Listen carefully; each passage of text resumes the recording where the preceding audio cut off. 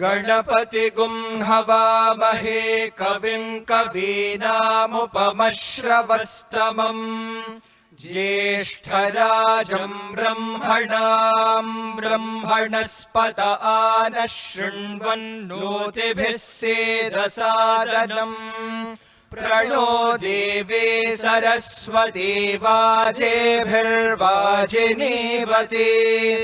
धीनामवित्रयवतो गणेशाय नमः सरस्वत्यै नमः श्रीगुरुभ्यो नमः हरिः ओम्। ओम श्री साई राम। हमारे प्रिय भगवान के श्री चरणों में मेरा कोटि कोटि प्रणाम और आप सभी को मेरा सादर सप्रेम साई राम। आज के इस ध्यान वाहिनी पारायणम के संदेह निवारिणी सत्र में डॉक्टर अमेय देशपांडे जी हमें अपना मार्गदर्शन प्रदान करेंगे। तो आइए मैं आपको डॉक्टर अमेय देशपांडे जी से परिचय करवाता हूँ। डॉक्टर अमेय देशपांडे महाराष्ट्र के निवासी हैं और सन 1990 से 1993 तक श्री सत्य साई प्राथमिक विद्यालय प्रशांति निलयम के छात्र रहे। इसके बाद उन्होंने बेंगलोर विश्वविद्यालय से वाणिज्य में स्नातक की डिग्री प्राप्त की और इसके पश्चात चार्टर्ड अकाउंटेंसी की पढ़ाई की।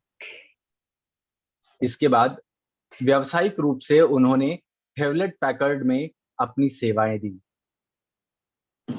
2003 में Shri Sathya Sai institute of higher learning में MBA कार्यक्रम के लिए उन्हें दाखिला मिला।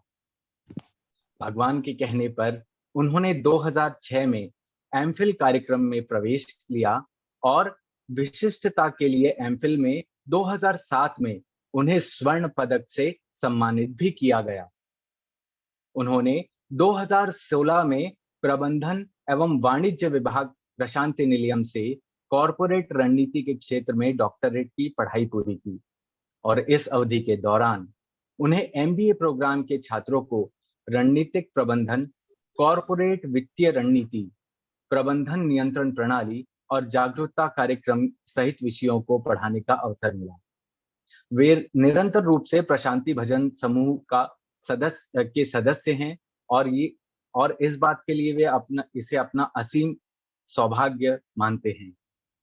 2017 में श्री सत्य साई सेंट्रल ट्रस्ट के अंतर्गत प्रशांति निलयम में Shri Sathya SAI centre for human values CHV की स्थापना की गई। डॉक्टर अमेय वहां रेजिडेंट फेलो के रूप में कार्यरत हैं। यह स्वामी की शिक्षाओं पर आधारित प्रशिक्षण कार्यक्रमों के विकास और संचालन से संबंधित संस्था है जिसमें पेशेवर और संगठन के पदाधिकारी भी शामिल हैं। आप CHV अनुसंधान में अत्यंत सक्रिय हैं और बहुत से प्रशिक्षण कार्यक्रम, पाठ्यक्रम, कार्यशालाओं, प्रदर्शनियों को आयोजित करते आ रहे हैं।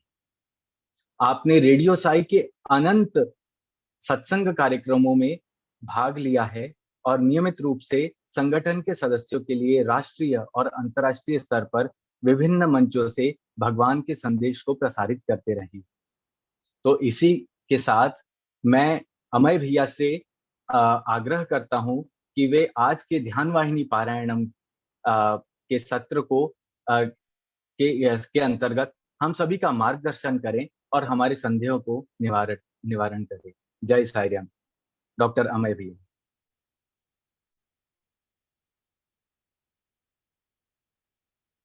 भगवान के श्री चरणों में हम सबका कोटि कोटि नमन और यहाँ पे उपस्थित सब भाइयों और बहनों को मेरा सप्रेम साई राम।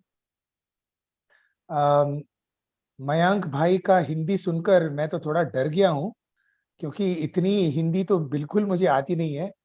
तो यदि आप सोच रहे होंगे कि मेरी हिंदी इतनी अच्छी होगी तो आपको बहुत दुख होने वाला है इस सेशन के बाद। तो मैं यही आपसे पहले ही मैं विनती करूंगा कि जो भी मेरी त्रुटियां हैं उसके लिए मुझे क्षमा करें। और काफी सारी मेरी हिंदी में काफी थोड़ा सा इधर उधर अंग्रेजी का प्रयोग होगा, तो उसके लिए भी आप मुझे समझें और मुझे माफ करें।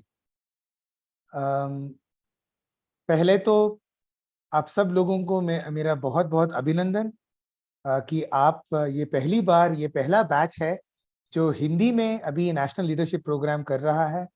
तो उसके लिए आप सभी का बहुत बहुत अभिनंदन। और मैं ये भी कहना चाहूंगा कि आप क्योंकि आप पहला बैच है, तो आप वो फ्लैग होल्डर्स हैं, आप वो बैनर होल्डर्स हैं जो आज से मतलब जितने सारे सालों के लिए ये हिंदी में प्रयोग होगा, उसके लिए आप उनके लीडर, डायरेक्टली लीडर होंगे। तो उसके लिए भी आपका बहुत बहुत अभिनंदन। और आपके ऊपर जो उत्तरदायित्व रहेगा वो भी काफी सारा होगा।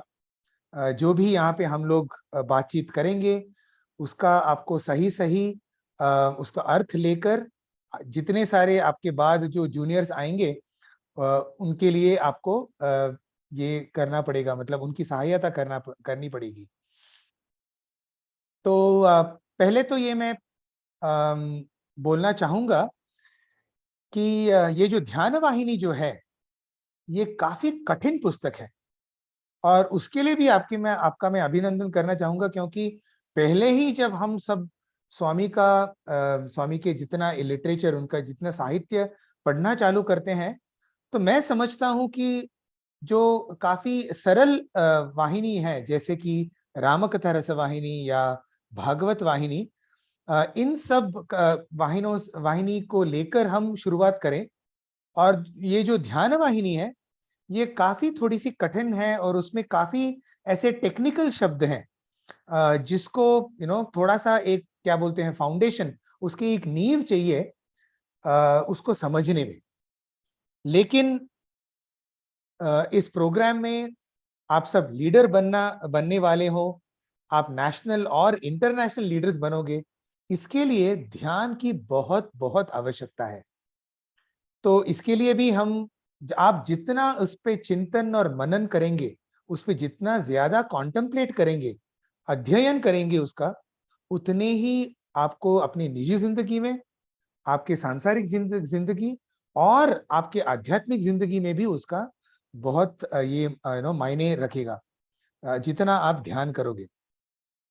ऑलरेडी मैं सोच रहा हूं कि आपके पहले 4 चैप्टर्स हो चुके हैं।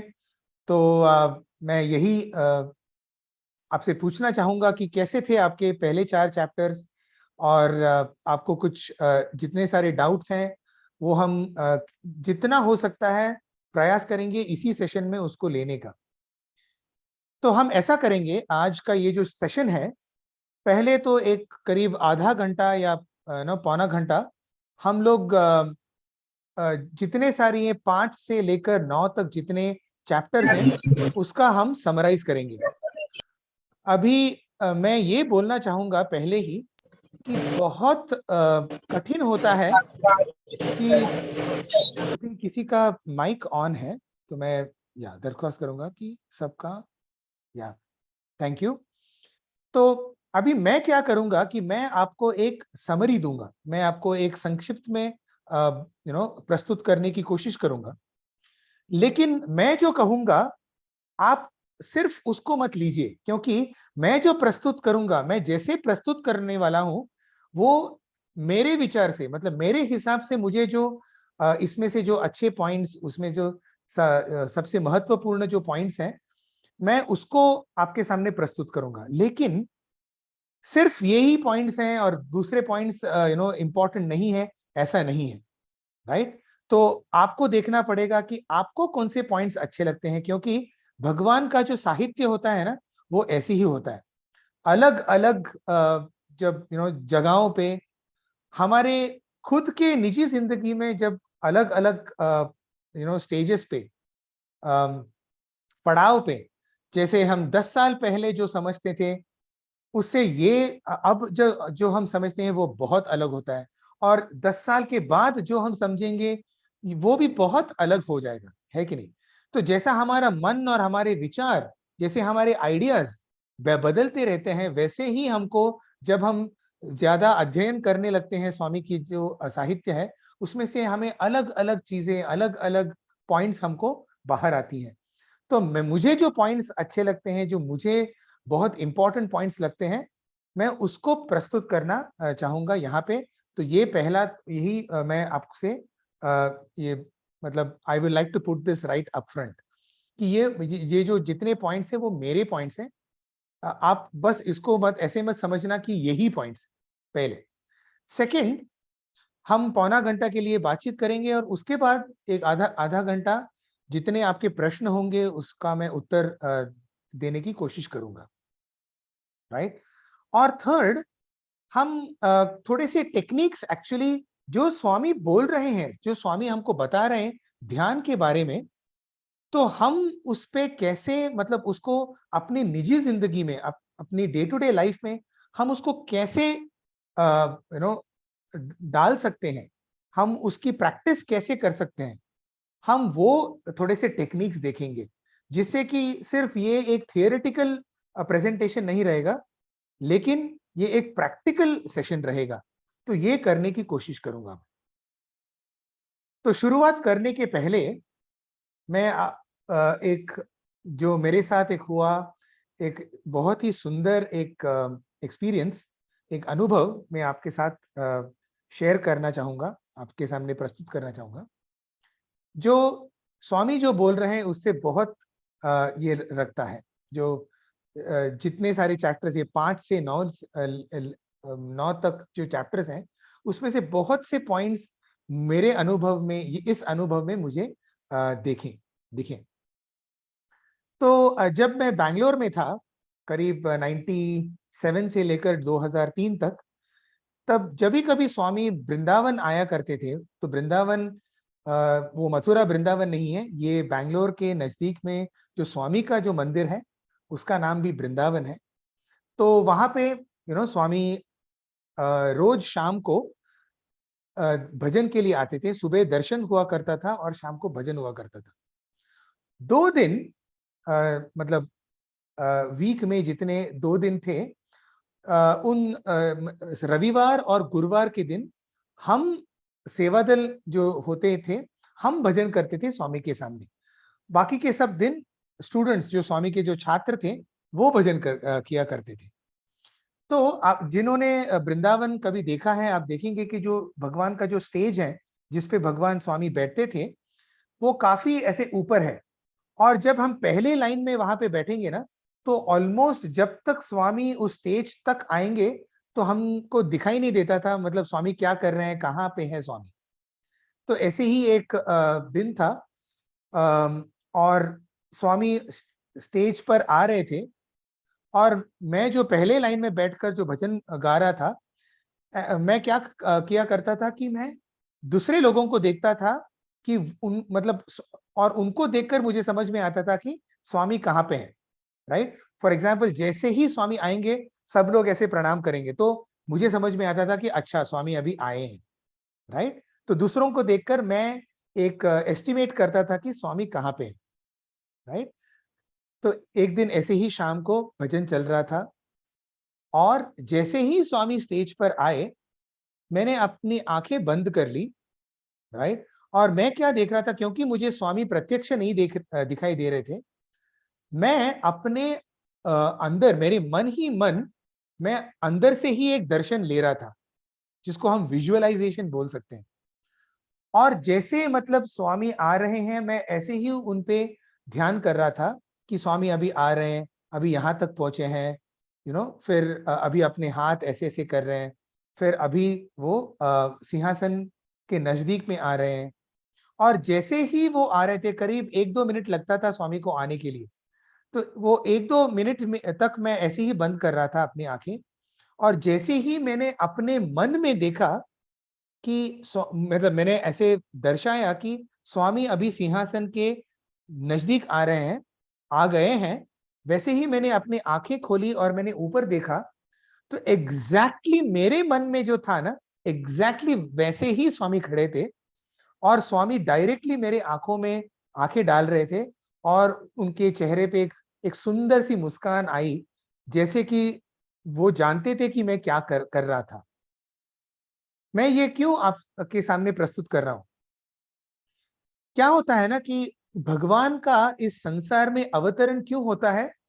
क्योंकि हम अपने हृदय में जो वास भगवान है ना, उनको हम भूल चुके हैं। इस सांसारिक जगत में हम इतने उलझ गए हैं कि हम ये हृदयवासी भगवान को हम भूल चुके हैं। इसको दिखाने के लिए भगवान बाहर प्रत्यक्ष आते हैं। उनका अवतार इसीलिए होता है, क्योंकि हम भूल चुके हैं, तो हम वो बाहर आते हैं कि और हमको दर्शन देते हैं कि अरे, मैं एक्चुअली तुम्हारे मन और तुम्हारे हृदय में वास करता हूं। तुम उस भगवान को भूल चुके हो, इसीलिए मुझे बाहर आना पड़ रहा है। मतलब जो बाहर दिखाई देता है ना, उसी का एक प्रतिबिंब जो है ना, वो अंदर है। Right? The world is nothing but a reflection of our mind. एक प्रतिबिंब है ये जो पूरा संसार है, ये जो हमारे मन का ही एक प्रतिबिंब है। जैसे हमारा मन रहेगा, वैसे ही हम ये दुनिया रहेगी। राइट? ये जो एक सुंदर सा एक कहावत है, यथा दृष्टि तथा सृष्टि। राइट? हमारी दृष्टि जैसी है, वैसे ही सृष्टि हो जाती है। राइट? तो इस अनुभव के साथ मैं शुरुआत करूंगा, और मैं आपके सामने पहली डायरेक्टली हम चैप्टर 8 में जाएंगे। 8वां जो चैप्टर है, उसमें स्वामी इसी को लेकर स्वामी शुरुआत करते हैं। स्वामी क्या कहते हैं? ये जो चैप्टर 8 है, इसमें स्वामी कहते हैं कि जब तक हमको लगेगा कि ये सांसारिक उन्नति और हमारी आध्यात्मिक उन्नति ये अलग अलग है ना, तब तक हम उन्नति पाएंगे ही नहीं। ना तो हमको सांसारिक उन्नति मिलेगी, ना तो हमको आध्यात्मिक उन्नति मिलेगी। राइट? स्वामी क्या बोलते हैं, एक बहुत सुंदर सा एक वाक्य स्वामी इस्तेमाल करते हैं कि जब जब हमारे लौकिकता में ही शुद्धता हो जाती है, तो उसको ही आध्यात्मिकता हम बोल सकते हैं। राइट?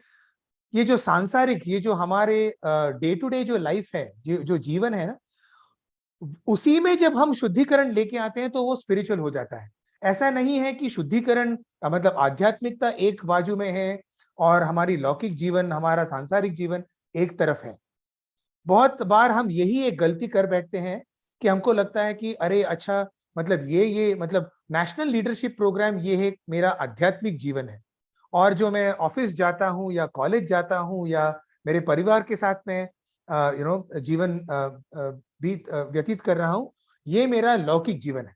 स्वामी कहते हैं कि जब तक हम इसी लौकिक जीवन में जब तक शुद्धिकरण लेके नहीं आते, तब तक हमको आध्यात्मिक जीवन में भी उन्नति नहीं होती।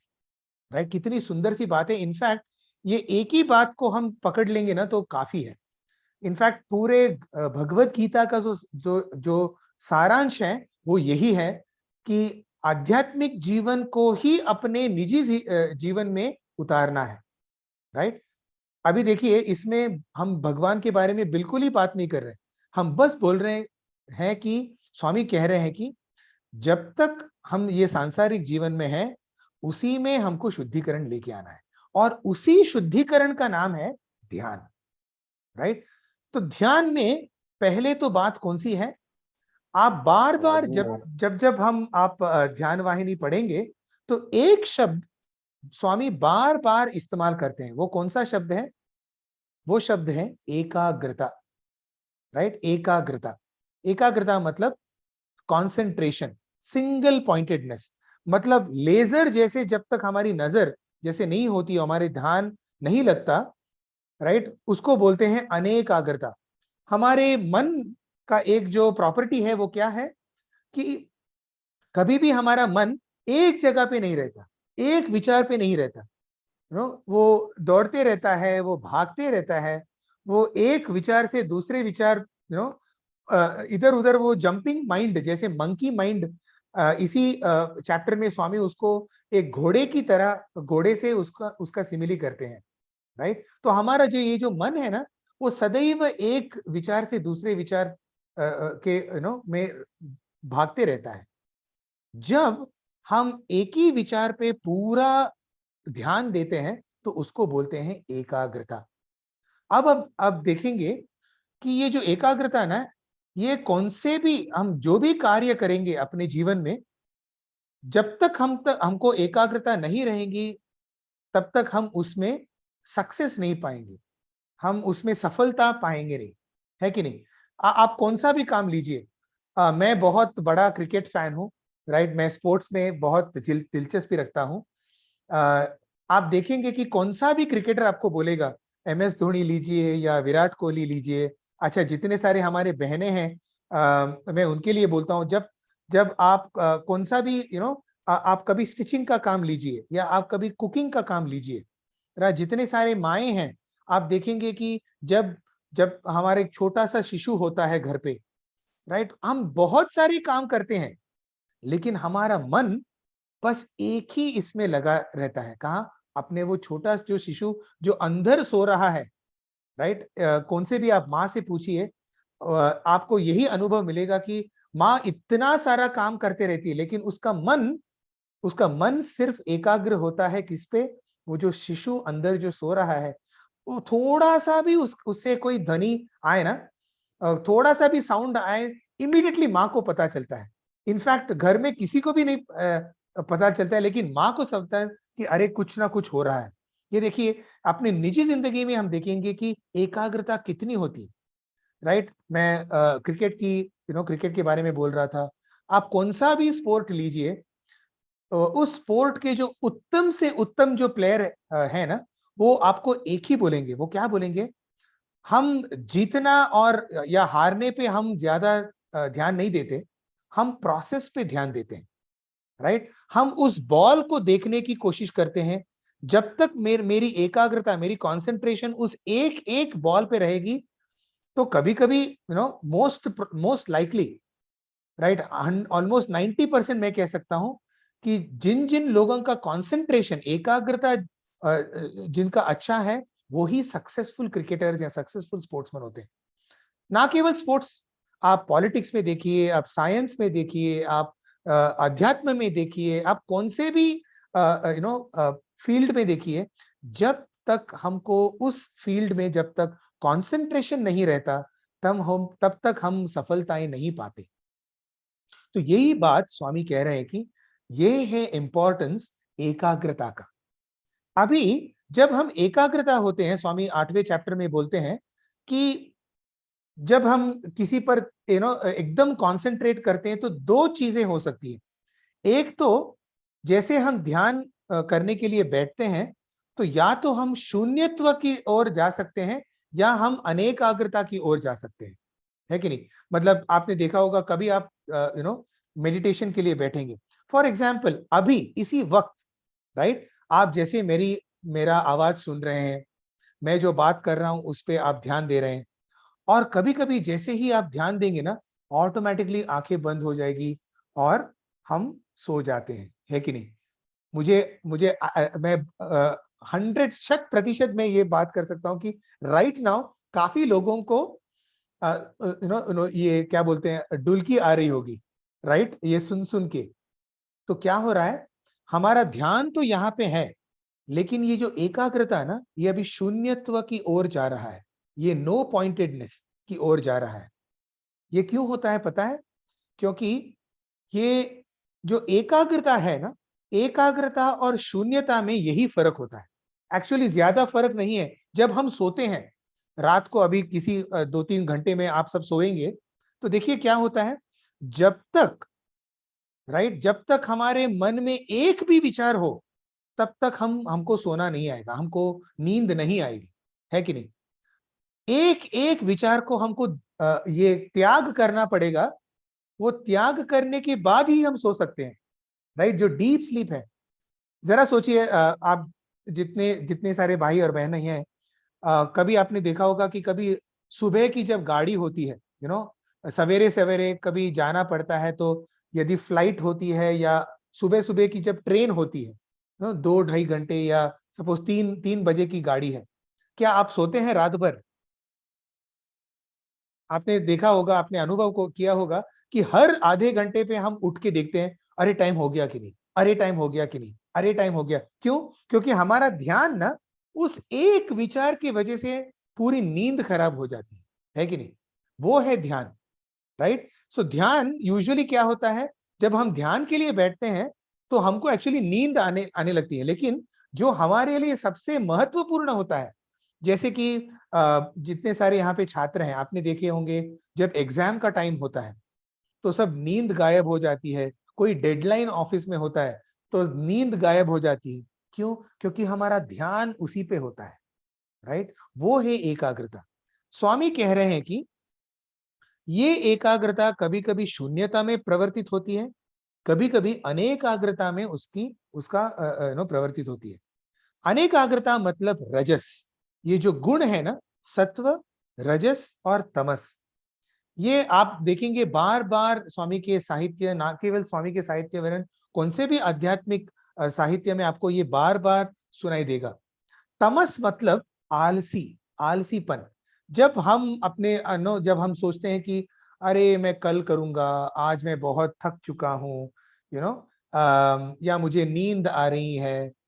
यूजुअली क्या होता है जब हम ध्यान के लिए बैठते हैं, मैंने देखा है बहुत बार जब हम भजन के लिए बैठते हैं ना तो बहुत अच्छे तरीके से नींद आने लगती है, क्योंकि भजन में मन नहीं लगता। मन क्या होता है? मन ऑटोमेटिकली स्विच ऑफ हो जाता है, राइट? ऑफ हो जाता है। ऑफ मतलब तामसिक, राइट? और उसी मन, जब वो मन किसी एक विचार पे केंद्रित हो जाता है ना, तब वो सात्विक मन हो जाता है। लेकिन वही मन जब अलग अलग चीजों पे भागते रहता है, जब उछलते रहता है ना, तब उसको राजसिक मन बोलते हैं, राइट? तो तामसिक मन से लेकर राजसिक मन और राजसिक मन से लेकर सात्विक मन, इसको मतलब इसी का मतलब जो प्रोसेस है, इसी को ध्यान बोलते हैं, राइट? तो कभी अपना मन राजसिक हो सकता है, कभी हमारा मन तामसिक हो सकता है। हमको ये देखना है कि और इसी का वर्णन स्वामी ने 9वें चैप्टर में किया है। हमको क्या करना है कि स्वामी कहते हैं कि यदि मन को भागना है तो उसको भागने दो। वो एक घोड़े की तरह होता है, वो थक कर वापस आएगा, राइट? हमको क्या करना है कि हमको अपने मन के पीछे भागना नहीं है। यूजुअली क्या होता है, जैसे ही हम ध्यान करने के लिए बैठते हैं, राइट, तो हमारा मन इधर उधर भटकते रहता है कि अभी कितना टाइम हो गया, अभी मुझे इसके बाद क्या करना है। अभी मेरे ख्याल से करीब 8 बजने वाले हैं। अभी 1-2 घंटे में आप सब खाना खाएंगे। आपका ऑलरेडी आपको लग रहा होगा, अरे अभी 8 बजने वाले हैं, अभी खाने के लिए क्या है, मैं जोमेटो से कुछ ऑर्डर करूंगा या मैं स्विगी से कुछ ऑर्डर करूंगा। उसी देखिए क्या हो रहा है, मन ऑलरेडी भाग रहा है। मुझे भूख लग रही है, क्या खाऊं मैं, कुछ चाइनीज खाऊं या कुछ मैक्सिकन खाऊं, राइट? मैं कहाँ से ऑर्डर करूं, ये रहेगा तो उसका स्वाद कैसा रहेगा, ये खाऊंगा तो उसका स्वाद कैसे रहेगा। देखिए कैसे मन भाग रहा है, राइट? लेकिन हमको क्या करना है, उसको भागने दो। मैं सिर्फ जो मैंने अपने लिए ध्यान के लिए मैंने जो चुना है, मैं उसी पे अपना मन केंद्रित करूंगा। तो थोड़ा सा भागने दो, उसको वापस लेकर आएंगे। और थोड़ा भागेगा, थोड़ा भागने दो, फिर से लेकर आएंगे। तो यही है प्रयास, यही है अभ्यास। इसी अभ्यास को हमको बार बार करना है। और जब जब हम यही प्रयास और अभ्यास करेंगे ना, तब हमको इवन अपने सांसारिक जीवन, अपने लौकिक जीवन में भी हम सफलता पाएंगे, राइट? तो ये रहा, हमने शुरुआत की 8वें और 9वें चैप्टर से। अब हम जाएंगे 6वें चैप्टर पे। अब आपको एक मन में ये एक प्रश्न आएगा, अच्छा तो सिर्फ मुझे कंसंट्रेट ही करना है ना, तो फिर मुझे ये आध्यात्मिक जीवन क्यों करना है? वैसे भी मैं कंसंट्रेट करने का कोशिश करूंगा, मैं अपने लौकिक जीवन में, अपनी पर्सनल लाइफ में, प्रोफेशनल लाइफ में मैं करता हूं, मैं उसी पे, ये फिर नाम स्मरण करने की क्या बात है? मुझे नाम पे ही क्यों ध्यान करना है? अब हम थोड़ा सा इस पे विचार करेंगे। क्या होता है ना, ये जो पूरा संसार है, स्वामी बहुत सुंदर तरीके से इसका वर्णन करते हैं। स्वामी कहते हैं कि ये जो पूरा संसार है ना, ये एक गेटेड कम्युनिटी की तरह। आप जितने सारे भाई और बहन नहीं है यहाँ पे हैं, आप कोई अपार्टमेंट में रह रहा होगा, कोई एक बड़े से एक क्या बोलते हैं उसको, गेटेड कम्युनिटी, जहां बहुत सारे लोग रहते हैं, उसमें रहा होगा। और सबका एक नाम रहता है कि नहीं? आपके बिल्डिंग का एक नाम रहेगा, आपके पूरे कम्युनिटी का एक नाम रहेगा। स्वामी कहते हैं कि इस पूरे संसार का एक नाम है। क्या है पता है? ये भगवान कृष्ण भगवत गीता में कहते हैं। इस पूरे संसार का एक नाम है, वो क्या है? अनित्यम असुखम लोके अपार्टमेंट्स। ओके, इस संसार का नाम क्या है? अनित्यम असुखम लोके। अनित्य मतलब क्या? इम्परमानेंट, जो नित्य नहीं है, जो सदैव बदलते रहता है, जो एक क्षण में एक है और दूसरे क्षण में दूसरा है, राइट? तो ये है अनित्य। उसके बाद उसके साथ क्या है? असुखम, राइट? मतलब इसमें सुख नहीं मिलता, इसमें सिर्फ दुख ही मिलेगा, राइट? ऐसे संसार में हम क्या ढूंढ रहे हैं? हम ढूंढ रहे हैं नित्य सुख, राइट? इस अनित्य असुख संसार में हम नित्य सुख ढूंढने की कोशिश कर रहे हैं। क्या मिलने वाला है हमको? अरे इसका नाम ही अनित्य असुखम है, इसमें नित्य सुख कैसे मिलेगा? इसके लिए हमको आध्यात्मिक जीवन की जरूरत है, क्योंकि हम ढूंढ रहे हैं नित्य सुख के लिए। जब तक हम इस संसार में वो नित्य सुख ढूंढेंगे, हमको हम वो पाएंगे नहीं, राइट? और जब तक हम नहीं पाएंगे, इसी का नाम है फेलियर, इसी का नाम है असफलता, राइट? क्योंकि सब लोग, इस जितने सारे ऑलमोस्ट 700 करोड़ लोग इस दुनिया में हैं, सब एक एक व्यक्ति यही चाहता है। क्या उसकी आशा क्या है? कि मैं नित्य सुख में रहूं, है कि नहीं? स्वामी कह रहे हैं कि यदि जब तक तुम इस संसार में ध्यान रखोगे, तब तक तुम सुख नहीं पाओगे। इसी दृष्टि को, ये जो बाह्य दृष्टि है, जो हम बाहर की दृष्टि रखते हैं, इसी को सिर्फ एक थोड़ा सा 180 डिग्रीज बदलना है, राइट? जब तक, जैसे ही हम उसको बदल के हम अंतर्मुख हो जाते हैं ना, तो हम वो ही नित्य सुख वहीं पे पाते हैं। क्योंकि ये जो जितना सारा सुख है ना, वो अब हमारे मन और हमारे हृदय में ही है।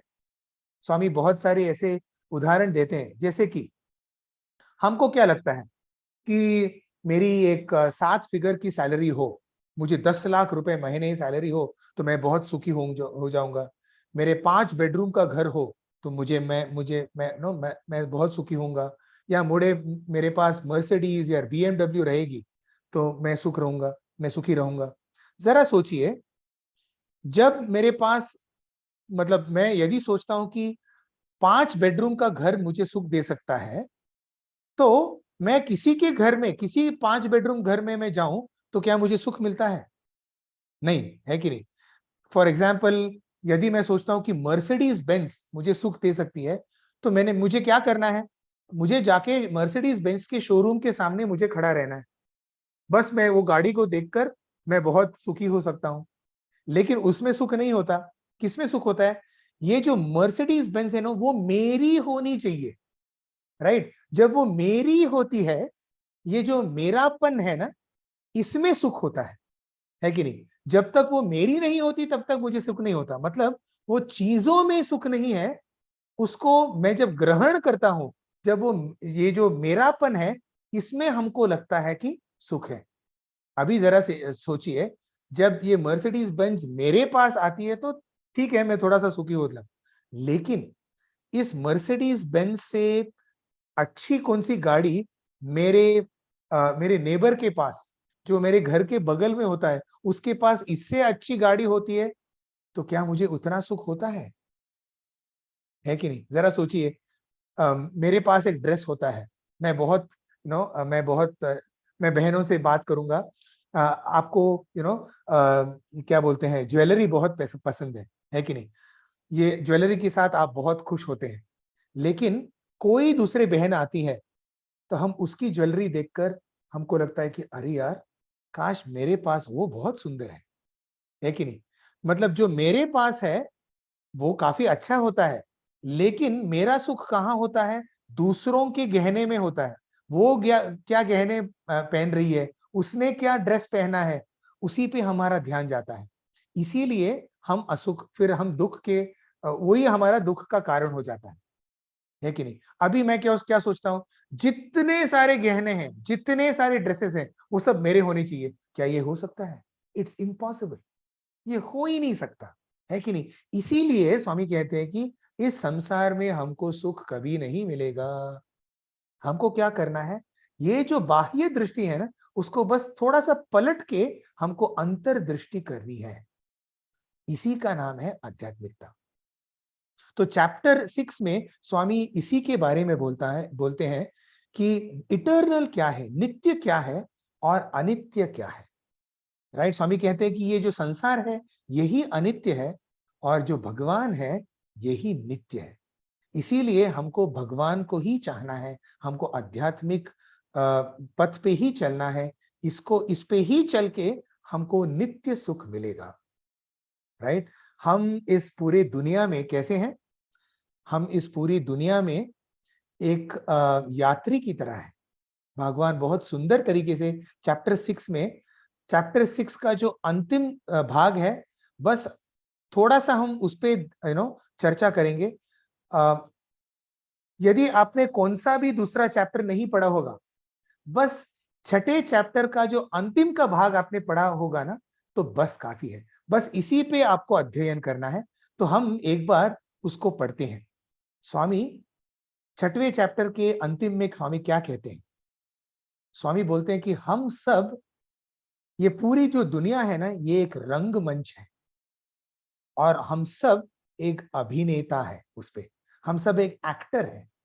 राइट, तो मैं इसी चैप्टर में से हम थोड़ा सा पढ़ेंगे और फिर उस पे थोड़ा सा अध्ययन करेंगे।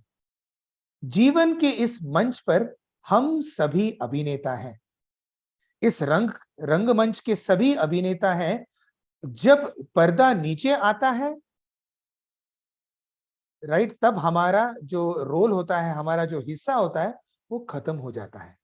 जरा सोचिए, हमारे जितने नाना नानी दादा दादी, राइट, उनका जब रोल खत्म हुआ, उनका जब हिस्सा खत्म हुआ, तब वो चले गए, उस रंगमंच पे से वो चले गए। और जैसे ही हमारे हमारे परिवार में कोई नया आता है, कोई नया शिशु आता है, तो उसका अभिनय शुरुआत होता है। जब मैं स्कूल में था, स्कूल से लेकर मैं कॉलेज में गया, कॉलेज खत्म होने के बाद मैं किसी ऑफिस में चला गया, मेरे रंगमंच बदलते रहे और सब जितने सारे अभिनेता हैं वो बदलते रहे, लेकिन सब एक अभिनेता ही है। राइट, कितना सुंदर एक उदाहरण है।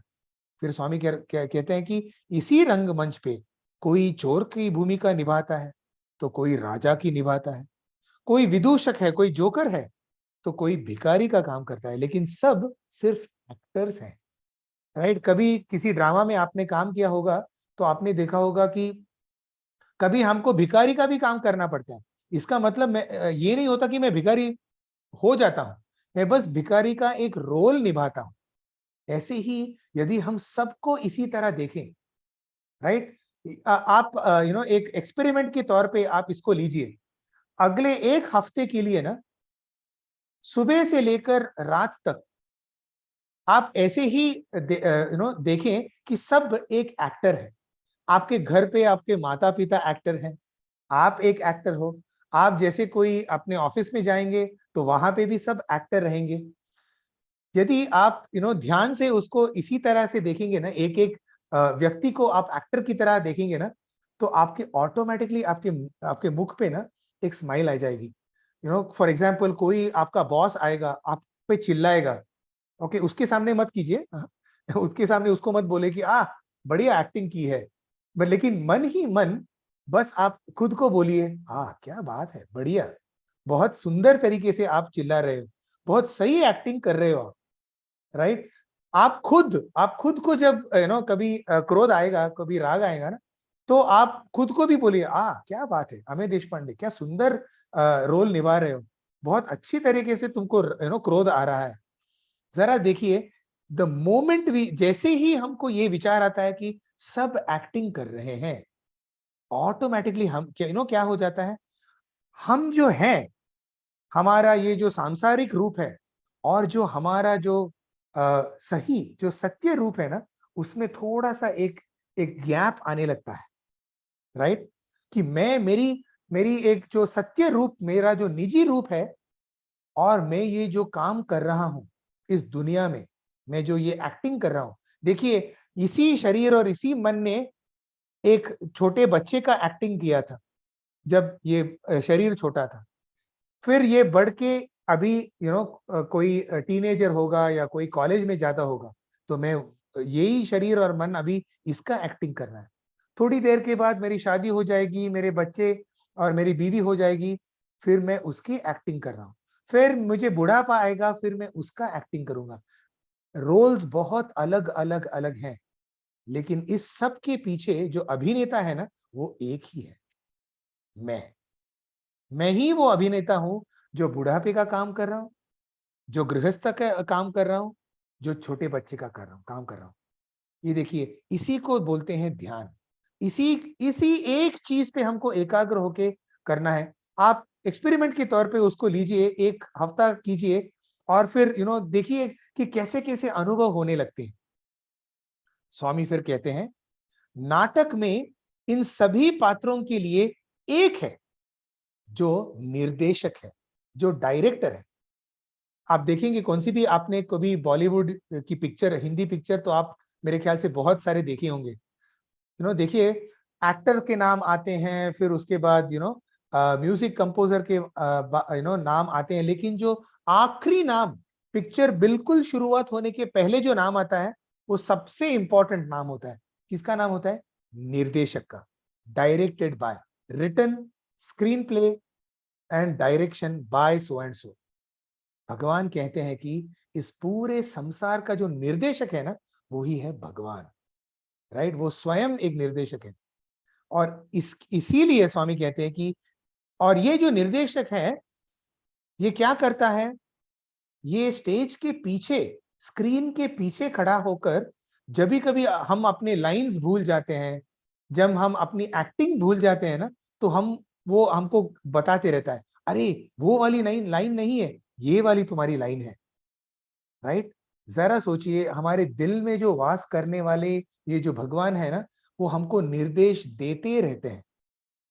राइट, और कभी कभी जब सब एक्टरों के सब रोल्स गलत हो रहे हैं, तो ये डायरेक्टर खुद एक एक्टर होके इस संसार में आ जाता है।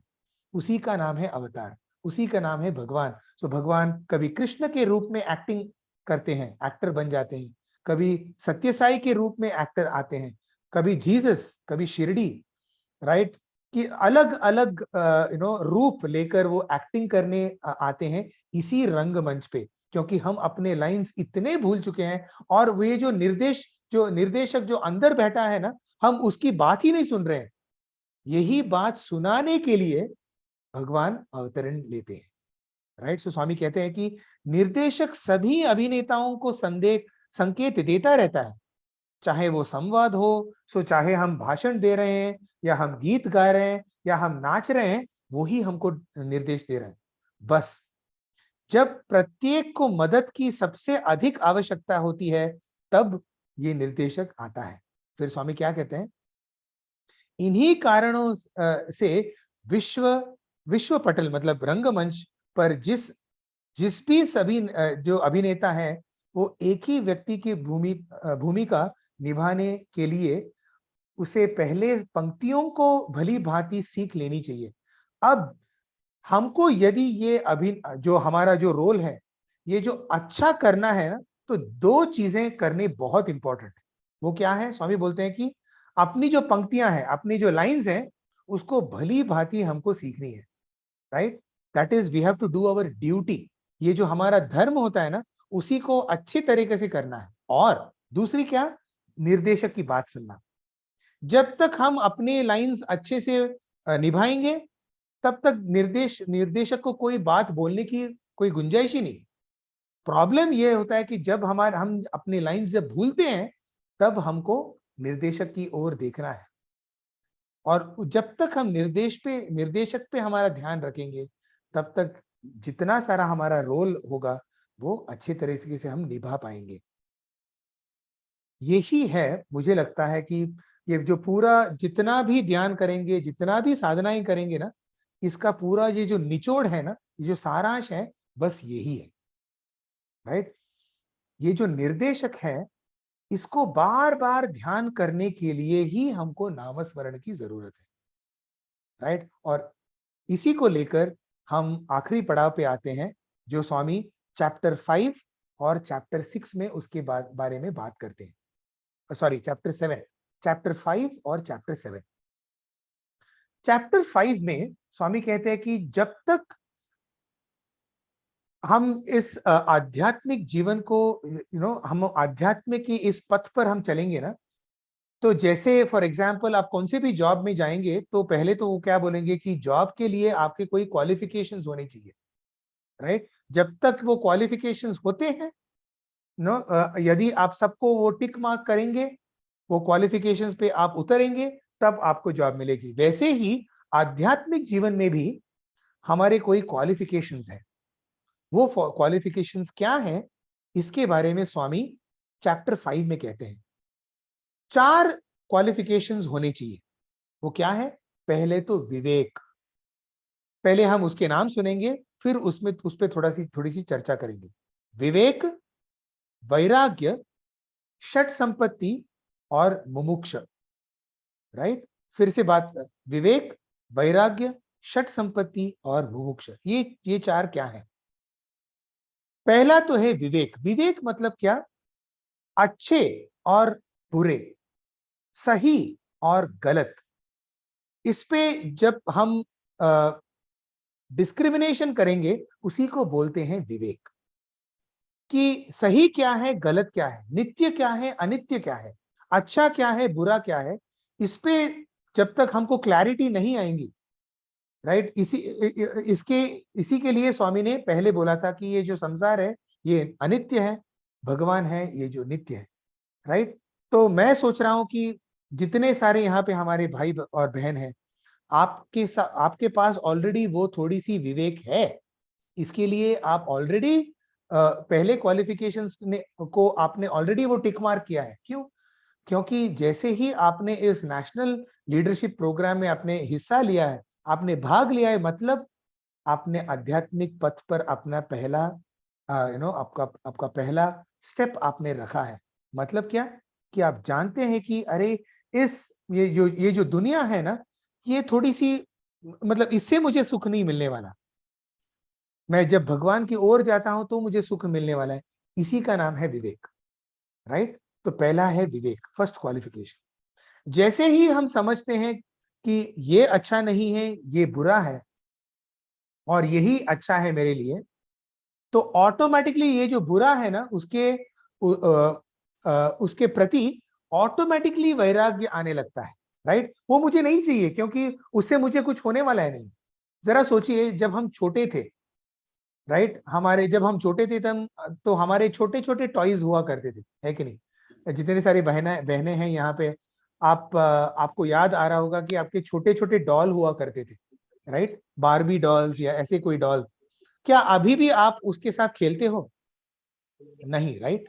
आई एम गेसिंग, मैं सोच रहा हूं कि आप अभी उस पे उसमें आपकी दिलचस्पी नहीं होती। क्यों? क्योंकि वो उस समय के लिए वो अच्छा था। अभी इस टाइम में उससे मतलब मुझे उसकी कुछ जरूरत नहीं पड़ती। तो आपने एक्चुअली क्या किया है? आपने उस बारबी डॉल को आपने त्याग दिया है। मतलब आपका जो वैराग्य है उसके प्रति ऑटोमेटिकली आ गया है। क्यों? वो जब मैं छोटा था तब मैं खेलता था। ऐसे ही जब संसार के प्रति हमारा वैराग्य आने लगता है, क्यों? क्योंकि मुझे संसार से बढ़िया, संसार से अच्छा मुझे कुछ मिला है। वो क्या है? आध्यात्मिक, अध्यात्म या भगवान मिले हैं। तो ऑटोमेटिकली मेरे संसार के प्रति मेरा एक वैराग्य आने लगता है, राइट। तो ये है दूसरा क्वालिफिकेशन। जब तक मैं संसार में ही उलझता रहता हूं, तब तक मैं आध्यात्मिक पथ पर मैं चल ही नहीं सकता। ऑटोमेटिकली ये जो विरक्ति होती है संसार के प्रति, वो आने लगती है, राइट, क्योंकि मुझे संसार से भी ज्यादा कुछ अच्छा मिला है। तो that is the second qualification. Third qualification क्या है? थर्ड क्वालिफिकेशन षट संपदा। अभी एक्चुअली ये षट संपदा, ये एक क्या बोलते हैं, जिप फाइल की तरह है। जिप फाइल मतलब इस षट संपदा में एक्चुअली 6 पॉइंट्स है। बहुत जल्दी से हम देखेंगे ये 6 पॉइंट्स कौन से हैं। 6 पॉइंट्स कौन से हैं? स्वामी ने एक्चुअली ये बात नहीं कही है, मैं यहाँ पे कर रहा हूं क्योंकि स्वामी ने बस उसका एक इंडिकेशन दिया है। वो क्या है? शम, दम, उपरति, तितिक्षा, समाधान और श्रद्धा। राइट? बस इस षट संपदा पे ही हम काफी सारा एक सत्संग कर सकते हैं, लेकिन हम एकदम संक्षिप्त में ये बात करेंगे। शम और दम मतलब इंटरनल और एक्सटर्नल कंट्रोल। राइट? एक नियंत्रण होना, मेरा इंटरनल मन का कंट्रोल और एक एक्सटर्नल मन, मेरा मन ये जो इधर उधर भागते रहता है उस पे एक नियंत्रण लेके आना, इसी का नाम है शम और दम। क्षमा नहीं, क्षमा मतलब मतलब किसी को मतलब क्षमा करना, क्षमा नहीं है, शम, शम, शम और दम। उसके बाद दूसरे दो क्या है? उपरति और तितिक्षा। तितिक्षा मतलब जब हम कोई एक कार्य लेते हैं तो ऑटोमेटिकली ये जो डिटर्मिनेशन होता है हमारे अंदर, एक क्या बोलते हैं उसको, एक डेडिकेशन होता है, ये जो एक समर्पण का एक भाव होता है कि चाहे कुछ हो जाए, कुछ भी हो जाए, मैं इसको छोड़ूंगा नहीं। ये जो डिटर्मिनेशन होता है ना, इसी को बोलते हैं तितिक्षा। बहुत बार हमने देखा होगा कि जनवरी 1 को हम कोई एक रेजोल्यूशन लेते हैं। राइट? हम रेजोल्यूशन लेते हैं कि इस साल में ये कुछ करूंगा, मैं ध्यान करूंगा, मैं कुछ पुस्तकें पढ़ूंगा, मैं अपना वेट घटाऊंगा, मैं स्वीट नहीं खाऊंगा, ये वो सब इतने सारे हम रेजोल्यूशंस लेते हैं। राइट? और तुरंत 2 या 3 जनवरी तक ही हम उसको भूल जाते हैं। राइट? मतलब this is the opposite of तितिक्षा। लेकिन जब हम तितिक्षा से लेकर लेते हैं ना, तो हम उसमें एक कमिटमेंट लेके आते हैं कि चाहे कुछ भी हो, मैं उसको उस मतलब कितना भी डिफिकल्ट हो। राइट? स्पेशली मैं देखता हूं कि आप सभी लोगों ने कभी ना कभी एक रेजोल्यूशन लिया होगा कि यार मुझे कल से मैं 5 बजे उठूंगा। राइट? तो 5 बजे का अलार्म लगता है। राइट? लेकिन 5 बजे का अलार्म जब बजता है अगले दिन सुबह, तो क्या होता है? हमारी बुद्धि, जरा सोचिए क्या होता है, एकदम ध्यान से देखिए।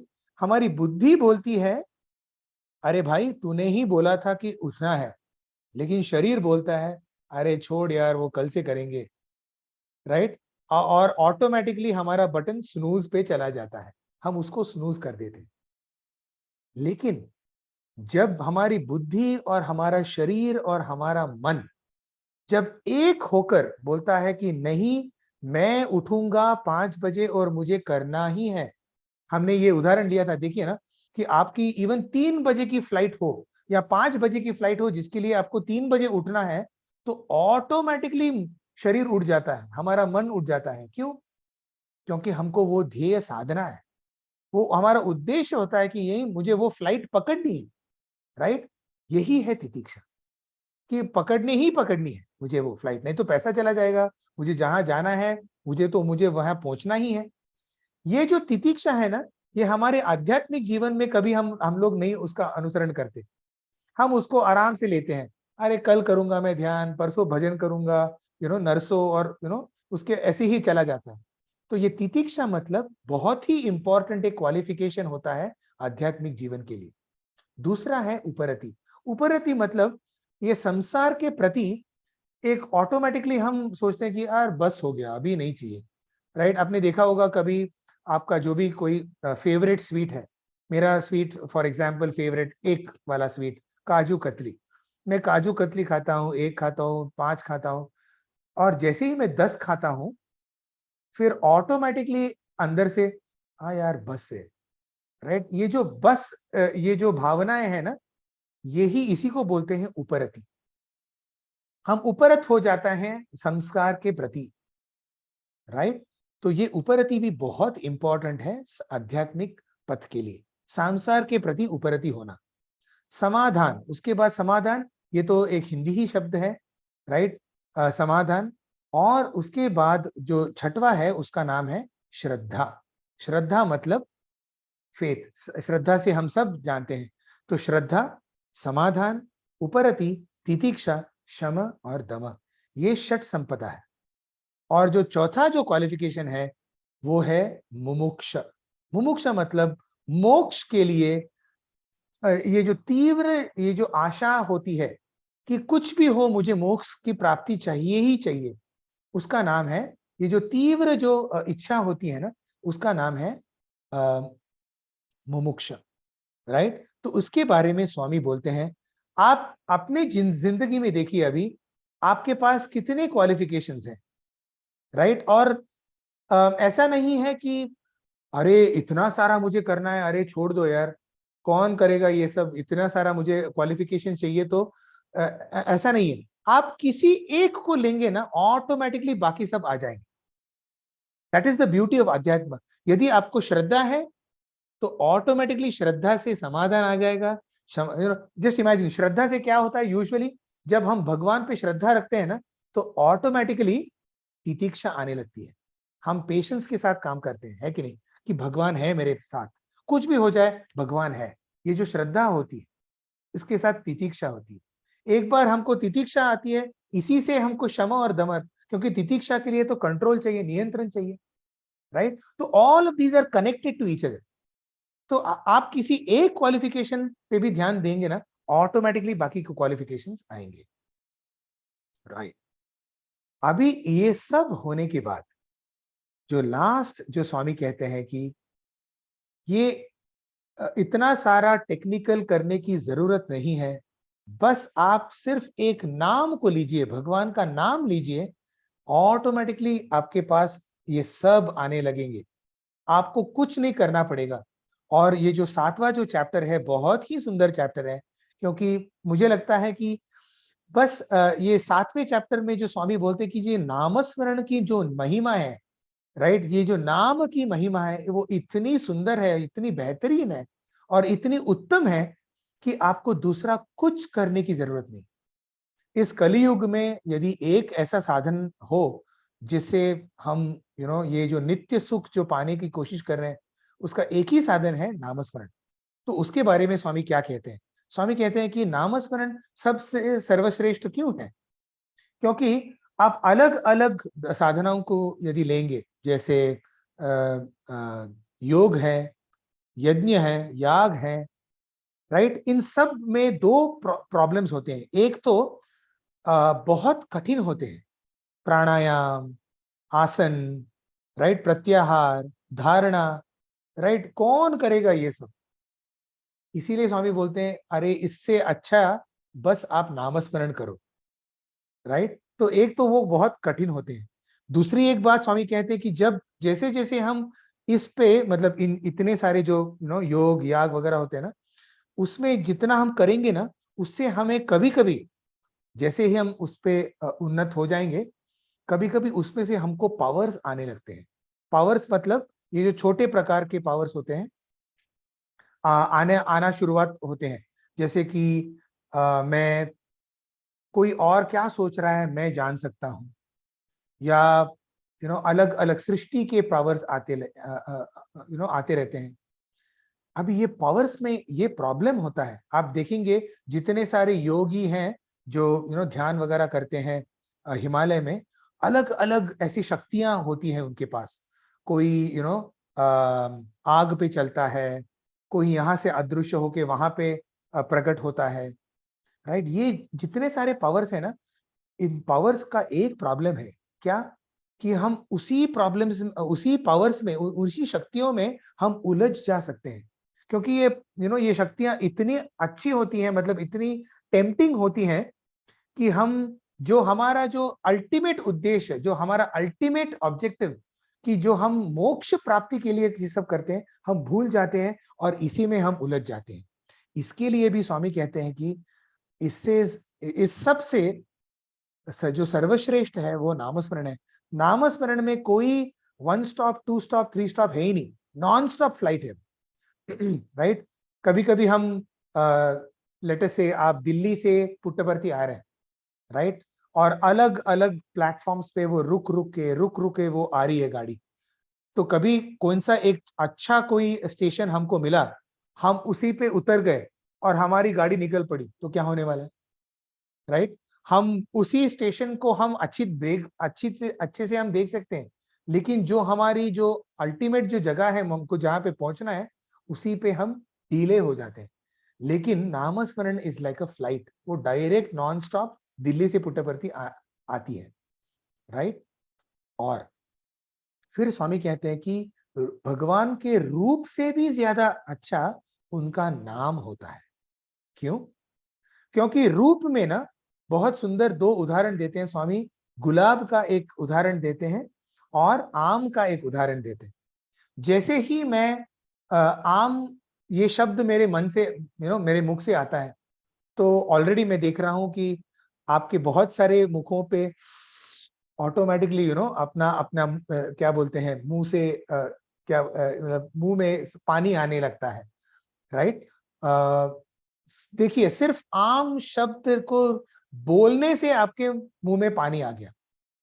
लेकिन जरा सोचिए, आप कल बाजार में जब जाओगे और किसी आम को देखोगे ना खरीदने के लिए, तो पहले क्या होता है?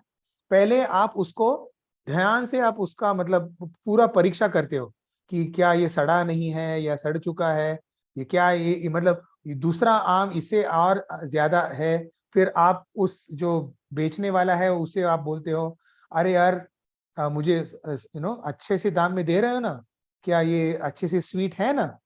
देखिए कितना परीक्षा होता है जब हमारे हाथ में आम आता है, राइट? लेकिन जब हम आम बस ये शब्द बोलते हैं ना, तो हमारे सामने जो सबसे सुंदर आम होता है उसी का दृश्य ऑटोमेटिकली आता है। इसीलिए स्वामी बोलते हैं, आम के आकार से भी ज्यादा आम का जो नाम है ना, उससे ज्यादा हम प्रभावित होते हैं, राइट? लेकिन व्हाट इज उद्देश्य क्या है?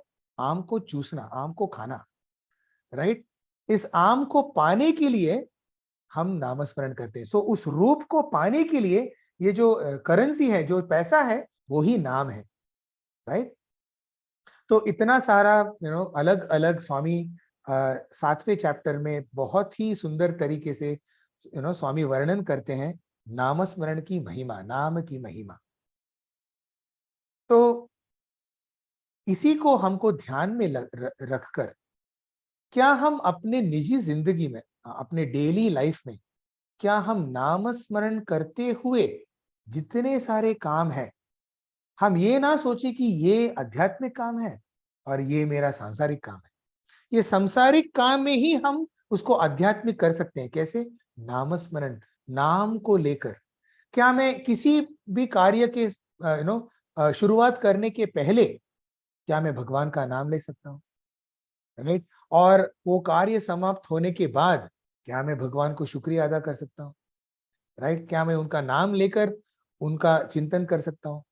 खाने के पहले, खाने के बाद, राइट? स्नान करते हुए, कुछ भी काम, जैसे हम ऑफिस जा रहे हैं या कॉलेज जा रहे हैं, क्या हम भगवान का नाम ले सकते हैं, राइट? तो आपको ऐसे कई सारे ऐसे अपने दिन में ऐसे वक्त मिलेंगे, राइट, जब हम भगवान का नामस्मरण कर सकते हैं। बस उतना ही करना है, राइट? मैकेनिकल भी करेंगे तो भी चलेगा, लेकिन एटलीस्ट दिन में 2-3 बार पूरे मन, पूरे श्रद्धा के साथ, पूरे दिल के साथ क्या हम भगवान का नाम ले सकते हैं क्या? यही हमारी प्रार्थना है, यही हमारी साधना है। बस इससे ज्यादा कुछ नहीं करना है।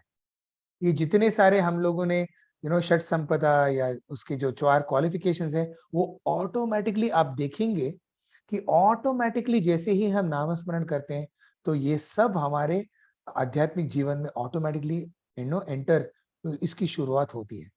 बस उसको बस हमको देखना है कि क्या हो रहा है कि नहीं, राइट? फॉर एग्जाम्पल, जैसे ही हम कार्य कुछ करते हैं तो हमको फीडबैक चाहिए, रिपोर्ट कार्ड चाहिए, अप्रेजल चाहिए, है कि नहीं?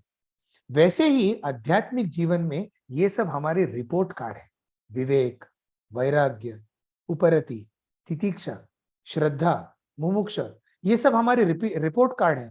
ये हमको बताते हैं कि क्या हम आध्यात्मिक जीवन में उन्नति कर रहे हैं कि नहीं, क्या हमारे अंदर, हमारे मन में क्या हमारा विवेक बढ़ रहा है कि नहीं, क्या हमारा वैराग्य बढ़ रहा है कि नहीं, right? So these are all the report card for you, so keep it only in that sense. बस इसके साथ मैं यहीं पे समाप्त करूंगा। ये संक्षिप्त में जो मुझे पॉइंट्स जो अच्छे लगे, इन 5 चैप्टरों में से मैंने आपके सामने प्रस्तुत करने की कोशिश की। आपको बहुत सारे दूसरे पॉइंट्स अच्छे लगे होंगे, उस पे भी आप अध्ययन करना, लेकिन सबसे इंपॉर्टेंट क्या बात है कि अध्ययन करना, राइट, एकाग्र चित्त होके उस पे ध्यान करना, that is the most important, वो ही सबसे महत्वपूर्ण है। सो बस इसी के साथ मैं यहीं पे अपना प्रेजेंटेशन समाप्त करता हूं, और इसके आगे आपको जैसे आगे लेके जाना है वैसे हम चलेंगे। बहुत बहुत धन्यवाद। साई राम सबको। साई राम, मेरी आवाज आ रही है क्या? बिल्कुल आ रही है जी। सबसे पहले तो स्वामी के चरणों में मेरा शतकोटि नमन, एवं आप सभी उपस्थित यहाँ को मेरा सप्रेम साई राम। ये बहुत ही सौभाग्य की बात है कि हमें अमेय सर से आज सुनने का मौका मिला, क्योंकि हमने कई बार सुना होगा कि समितियों में सर ने अपना टॉक दिया है या स्पीच दिया, और हम हमेशा सोचते होंगे कि इस बार हमने उसको मिस कर दिया है, पर शायद हमको ये सौभाग्य मिलना था स्वामी की तरफ से। तो मैं जानती हूँ कि सभी लोग, मैं जो बात बोल रही हूँ वे सभी के मन में वही चल रहा है। और जिस तरीके से सर बता रहे थे कि एक माँ होती है जिसके पास बहुत काम होते हैं, लेकिन तब भी वो अपने उस बच्चे के बारे में सोचती रहती है, और सर ने एग्जाम्पल दिया था कि सबके मन में स्विगी और जोमेटो चल रहा होगा, लेकिन शायद हम सभी भी उस माँ की तरह, जैसे वो माँ अपने बच्चे के बारे में सोचती है, हम वापस घूम फिर के वापस इसी टॉक पे आ रहे थे, क्योंकि सर ये टॉक बहुत ही अच्छी थी और बहुत यूजफुल रही। जैसे आपने कुछ दो चीजें थी जिनके बारे में आपने काफी बातें की, और जो मुझे लगा कि एक समरी के तरह हम यहाँ बोल सकते हैं कि जो स्वामी है वह हमारे नटन सूत्रधारी हैं, और वो हमारे जगन्नाथ साई हैं। और ये हमारा सौभाग्य है कि स्वामी ने एक स्क्रिप्ट की तरह या एक ड्रामा की तरह ध्यान वाहिनी को हमें दिया हुआ है, और उन्हें बोला है कि आपको एज गुड एक्टर्स, अच्छे एक्टर्स की तरह आपको ध्यान वाहिनी पढ़ना है और साधक बनना है। और जैसा आपने बोला कि नाम संकीर्तन कितना महत्वपूर्ण है, तो उससे मुझे बस एक गीत याद आता है जो हमारे समिति में गाया जाता है, साई साई जपते चलो बोलो मिलकर साई राम, महामंत्र है महानाम है, युग युग का है ये वरदान। आई थिंक मुझे लगा कि ये गाना आपने जो बताया उसको समराइज करता है। तो अब हम चलते हैं, जो हमारे क्वेश्चन आंसर सेशन है उसकी तरफ बढ़ते हैं। तो मैं सभी से अनुरोध करूंगी कि जिनके पास भी प्रश्न है, सर यहाँ पे आपका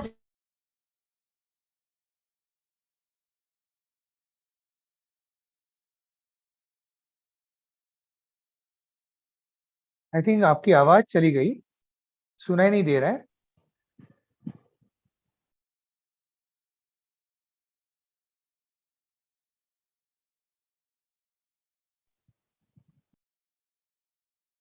साई राम। Sai Ram भैया. Sairam, Mayank, can you take over? Yeah, Rikshit, take over. Yeah. Sai Ram भैया. I think Sister Prasanna got dropped because of some network problem. तो अभी हम question and answer session की तरफ आगे बढ़ते हैं भैया. So अगर कोई भी participants को अगर अपना प्रश्न पूछना है तो अपना kindly दो तरीके से वो questions पूछ पाएंगे. सबसे पहला स्टेप है either आप अपना हैंड रेज कर सकते हैं या आप चैट बॉक्स में भी अपना प्रश्न पूछ सकते हैं. सबसे पहले ब्रदर धर्मराज साहू ने अपना हैंड रेज किया था. तो ब्रदर धर्मराज, अगर आपका कुछ प्रश्न है तो आप अपना माइक अनम्यूट करके पूछ सकते हैं अमेय सर को. साई राम. साई राम ब्रदर. साई राम भाई, बहुत अच्छा लगा आपका क्लास, अच्छी तरह से आपने हमको समझाए, हम अच्छी तरह समझ भी पा रहे हैं. लेकिन मेरा एक कंफ्यूज हो गया कि हमारा तितिक्षा और मुमुक्षु में थोड़ा मेरे को सेम जैसे लगा, इसमें हम कैसे उसको डिफरेंट कर सकते हैं? अच्छा, तितिक्षा और मुमुक्ष. मुमुक्ष ये एक सोच है, ये एक एटीट्यूड है, मतलब ये हमारा ध्येय है, ये हमारा एक ऑब्जेक्टिव है कि अपने जीवन में हमको क्या पाना है, और वो पाने के लिए जो हम अपने निजी जिंदगी में जो इस्तेमाल कर सकते हैं उसका नाम है तितिक्षा. तितिक्षा मतलब for example day to day, क्या फॉर एग्जाम्पल मैं सोचता हूं कि हाँ मुझे मोक्ष की प्राप्ति करनी ही है, सो मुझे एक तीव्र इच्छा है मेरे दिल में कि मुझे मोक्ष चाहिए. अब उस मोक्ष के लिए मैं रोज 1 घंटा, लेट अस से, मैं जैसे एक उदाहरण के लिए दे रहा हूं कि मैं 1 घंटा सुबह ध्यान करूंगा, मैं शाम को भगवान का कुछ पढ़ूंगा और रात को मैं भजन में जाऊंगा या भजन करूंगा। यदि आपने एक बार ये ठान ली, राइट, कि मुझे वो मोक्ष प्राप्ति के लिए ये करना है, अभी कुछ भी हो जाए, राइट, मुझे यदि मैं बीमार पड़ूं तो भी मैं करूंगा, मैं भजन को नहीं छोड़ूंगा, राइट, मैं कभी लेट सोऊंगा, मैं देर से सोऊंगा, फिर भी मैं उठूंगा 5 बजे, राइट। ये जो क्या बोलते हैं क्वालिटी है ना, कि ये जो डिटर्मिनेशन है कि मैं करूंगा ही करूंगा, उसी का नाम तितिक्षा है। सो तितिक्षा से ही हम मोक्ष प्राप्ति कर सकते हैं। आई होप ये बात आपको it was clear to you, साफ हो गई। Okay, thank you.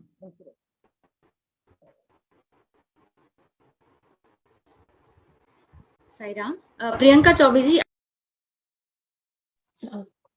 Sai Ram sir, Sai Ram, Sai Ram सभी को। हाँ सर, मेरा अभी कोई प्रश्न नहीं है, बस मैं आपको बहुत बहुत धन्यवाद जनाती हूँ सर, क्योंकि मैं जब साई की वो ध्यान वाहिनी का वो चैप्टर जो है वो पढ़ रही थी, तो उसमें साई ने बाबा ने विवेक, वैराग्य, सठ संपत्ति और मुमुक्षु के बारे में बोला। विवेक, वैराग्य और मुमुक्षु के बारे में मुझे थोड़ा बहुत जानकारी मुझे समझ में आ गई थी, बट सठ संपत्ति के बारे में समझ में नहीं आई थी। तो बहुत बहुत थैंक यू सर कि आपने उस चीज को आज क्लियर कर दिया। Thank you so much sir. Sai Ram. Sai Ram. Sai Shivang, आप अपना अगला प्रश्न पूछ सकते हैं। सायराम भैया। साईराम। हाँ, मैं सायराम सभी को। आई एम लाइक मेरे कैमरे में कुछ इशू है, I will not be able to come live. भैया एक ना क्वेश्चन था, मैंने वाहिनी में 3-4 चीजें जैसे मैंने इकट्ठा करके लिखी हुई हैं। एक सर्वितर्क, निर्वितर्क, सविचार, निर्विचार और सम्मत। ये बेसिकली क्या चीजें हैं और इनमें डिफरेंस बेसिकली क्या है? इस पे आप उतना इम्पोर्टेंट नहीं है। क्या है ना कि जैसे जैसे हम आध्यात्मिक प्रगति करते हैं, एक्चुअली वो जो बात जो स्वामी ने कही है वो काफी एडवांस्ड लोगों के लिए है। जैसे कि मैं सब शास्त्र वगैरह सब पढ़ने के बाद मेरे इतने सारे तर्क वितर्क आने लगते हैं, राइट। फॉर एग्जाम्पल, जैसे मैं एक वेदांत का स्टूडेंट हूँ, तो क्या द्वैत द्वैत फिलॉसफी अच्छी है या कोई अद्वैत फिलॉसफी अच्छी है, राइट, उसमें क्या अंतर है, राइट, शून्यता क्या है, बुद्ध बोलते हैं एक चीज, राइट, महावीर एक चीज बोलते हैं। तो हम जितना ज्यादा अध्ययन करेंगे ना, तो तर्क वितर्क ये होने लगता है। तो स्वामी वही बात कर रहे हैं कि पहले हम तर्क से शुरुआत करते हैं, फिर हम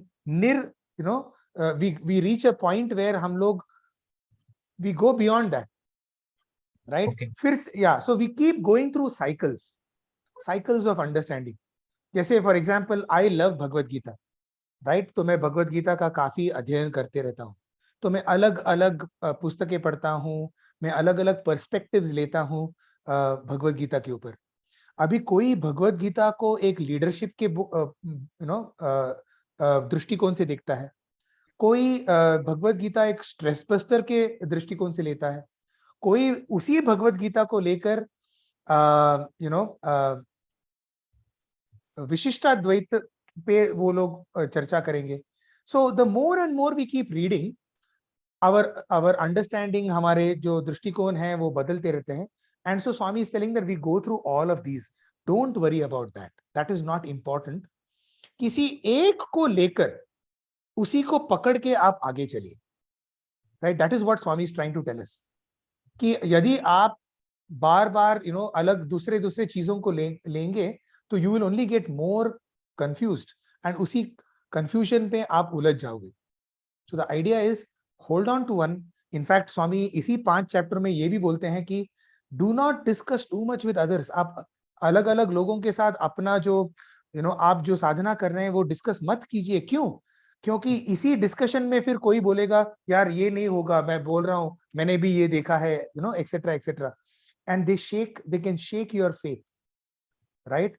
स्वामी जो बोल रहे हैं उसी को पकड़ के आप उसी पे ये just keep going on that, right? एक time आएगा where you'll automatically get that kind of maturity that then you will be able to take on others. मतलब आप किसी को भी लेकर you will be able to stand up to them. So that is what this means. Okay अब एक इसी में थोड़ा सा से मिलता सिमिलर क्वेश्चन है कि जैसे for example I am nowadays मैं काउंसलिंग सेशंस लेता हूँ, I am working as a counsellor. तो मेरे पास कुछ केसेस ऐसे आते हैं जो बेसिकली आप ये कह लीजिए कि they are not spiritual oriented people, and वहां पे हम लोग जब ध्यान और इन सब चीजों के लिए लोगों को जैसे मैं थोड़ा बहुत मोटिवेट करता हूँ. एंड अभी जैसे हमने अब ध्यान वाहिनी जब मैंने पढ़ी तो उसमें बाबा ने बहुत एक एग्जाम्पल देके भी बाबा ने बताया कि जो जब ध्यान है एंड ये सब चीजें हम स्टेजेस में जाके मतलब एक स्टेज ऐसा आता है कि वहां बहुत सारी कॉम्प्लिकेशंस आ सकती हैं अगर हमने सही तरीके से नहीं किया है, तो उस केसेस में भी कई लोगों को बहुत सारे ट्रबल्स आते हैं.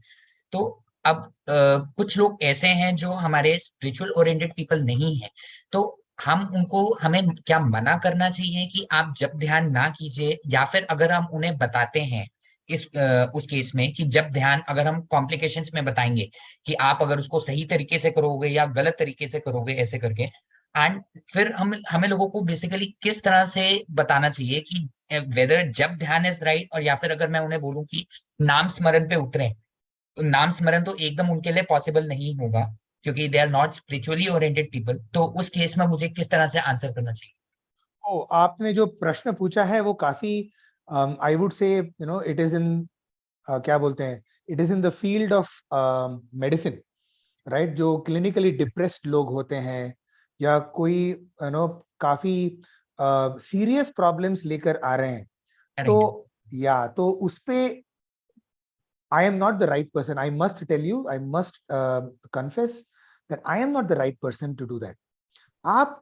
But however, मैं आपको 2-3 tips दे सकता हूँ, क्योंकि जब हम हॉस्टल में हुआ करते थे तो बहुत सारे ऐसे बच्चे थे who would come up with some problems, some mental issues.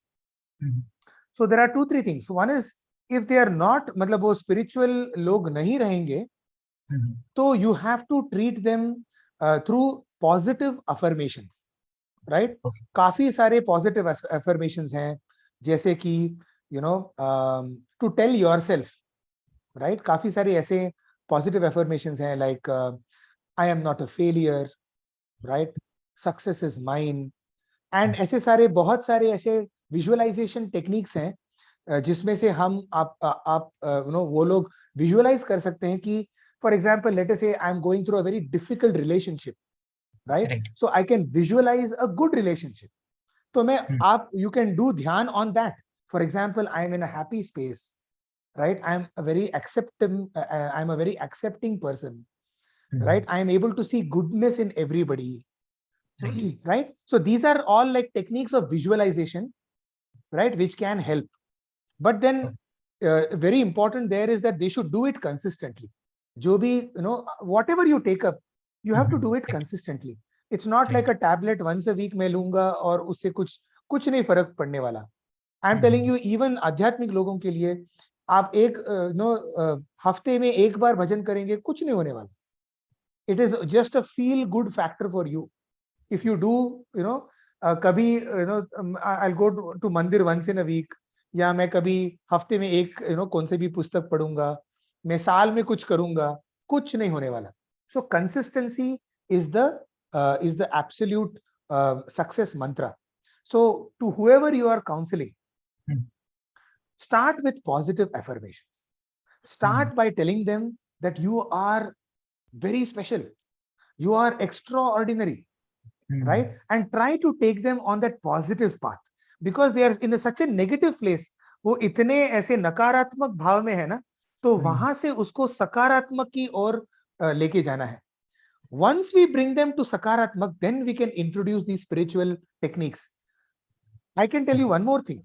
जो काफी सारे affected लोग हैं ना, breathing techniques are very useful. Simple breathing techniques, right? Just breathe in. You know what? Right now हम लोग एक प्रयास करेंगे. Let's do an exercise right now. Okay, I will take you through a simple exercise. Okay, तो everybody sit relaxed. Try to keep your back straight.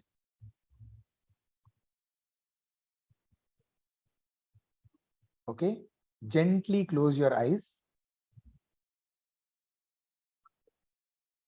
Okay. अभी आपके चेहरे पे एक छोटी सी मुस्कान लेकर आइए और अब अपने श्वास पे आप ध्यान दीजिए। अंदर जाती हुई श्वास, बाहर जाती हुई श्वास। और जो मैं बोलूंगा बस उसी पे आपको ध्यान देना है। ओके?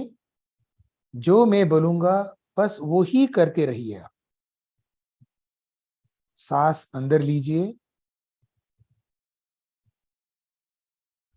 सांस बाहर छोड़िए। जैसे ही आप श्वास अंदर ले रहे हैं, आप उस श्वास को महसूस कीजिए। एक ठंडक है अपनी श्वास में। जैसे वो नाक से होते हुए फेफड़ों में जाती है तो एक ठंडक सापन महसूस होता है, उसको अनुभव कीजिए।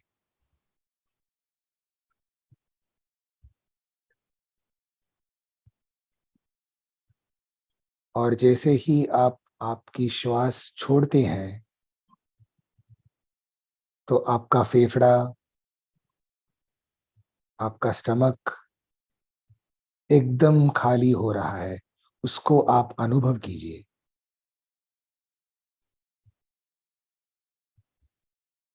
आराम से श्वास अंदर जा रही है, श्वास बाहर आ रही है।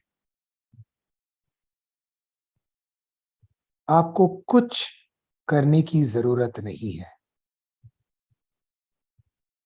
ऑटोमेटिकली ये चल रहा है।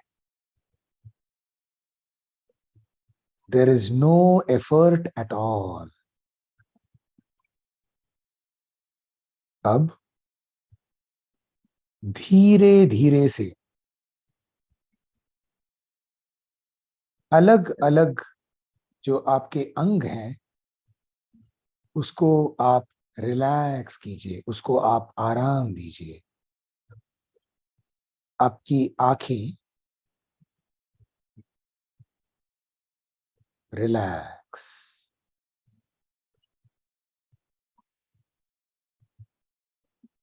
आपके फेशियल मसल्स, आपके चेहरे पे जितने सारे मसल्स हैं रिलैक्स, बस जस्ट छोड़ दीजिए।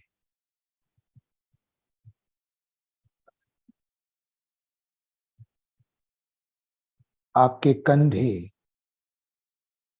रिलैक्स, छोड़ दीजिए। कोई प्रेशर नहीं है। आपके दोनों हाथ रिलैक्स, छोड़ दीजिए।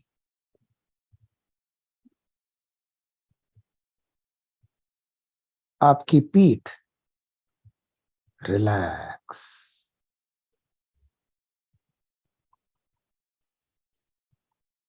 आपके पैर रिलैक्स,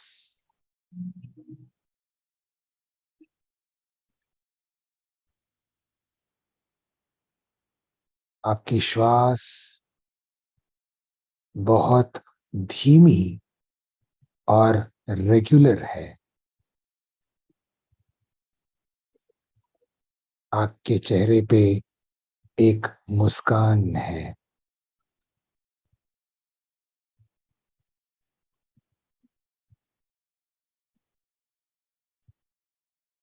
रिलैक्स। आपका पूरा शरीर अब रिलैक्स्ड है।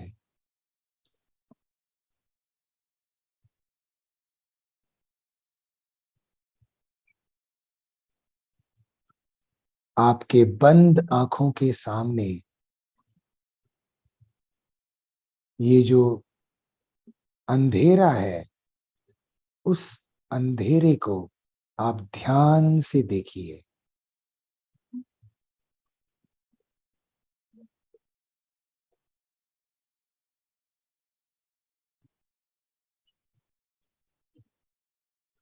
उस अंधेरे पर आप ध्यान कीजिए।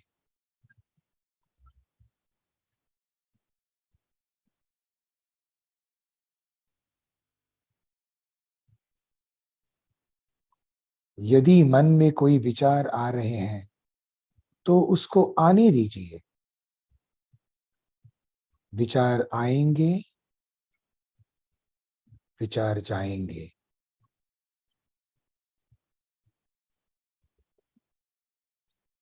दो विचारों के बीच में ये जो अंधेरापन है, आप उस पे ध्यान दीजिए।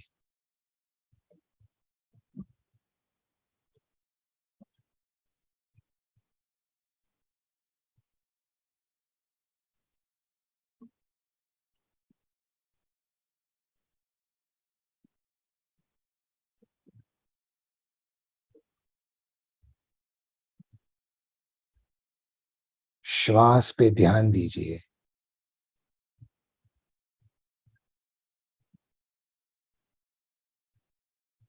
अपने धड़कते हुए दिल पे ध्यान दीजिए। आपको वो महसूस हुआ होगा कि आपका दिल धड़क रहा है।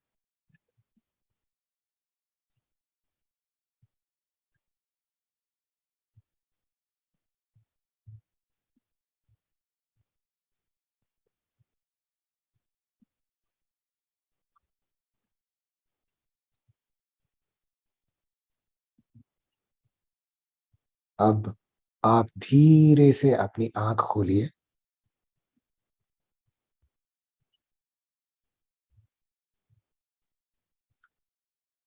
तो आपको कैसे महसूस हो रहा है? आप चैट में भी बोल सकते हैं और यहाँ पे भी लाइव भी बोल सकते हैं। आपको कैसे महसूस हो रहा है? आई कुछ थिंक दो कुछ पल के लिए ऐसे लगा जैसे we are somewhere out of this universe. क्या कोई भी एक सोच आई आपके मन में? कौन सी भी एक कोई सोच थी क्या मन में? साईं साईं की आई, साईं बाबा थे। ओके, वेरी हाँ गुड, बिल्कुल। Very good. But I am sure बहुत सारे लोगों के लिए एक भी कोई विचार नहीं आया होगा, राइट? ब्लैंक कर दिया था आपने बिल्कुल।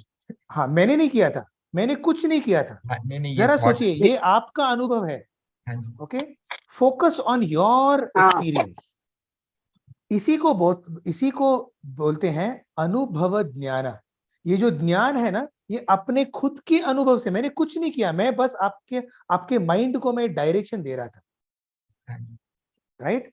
सो if you see for example, just imagine, इसमें हमने अभी तक जप शुरू भी नहीं किया है। We have not even started नामस्मरण। Okay, this is all the precursor to नामस्मरण। When we study the mind like this, जब हम इसको ऐसे ही हम बना के फिर हम भगवान का नाम लेते हैं, तो just imagine what will be the experience, right? Believe me, ये जो हम लोगों ने किया ना, ये ध्यान नहीं है। This is not meditation, this is preparation for meditation. This is just silent sitting. हम बस शांत हो गए थे। From here onwards now meditation starts, but it is that easy. See आप बहुत सारे लोग बोल रहे हैं चैट में, बहुत अच्छा लगा, बहुत पीसफुल था, वंडरफुल एक्सपीरियंस, कुछ भी नहीं, पीसफुल, इतने सारे, everybody is telling this. Just imagine if 5 minute का हम लोगों ने कितना वक्त लिया? आई थिंक 5 मिनट किया।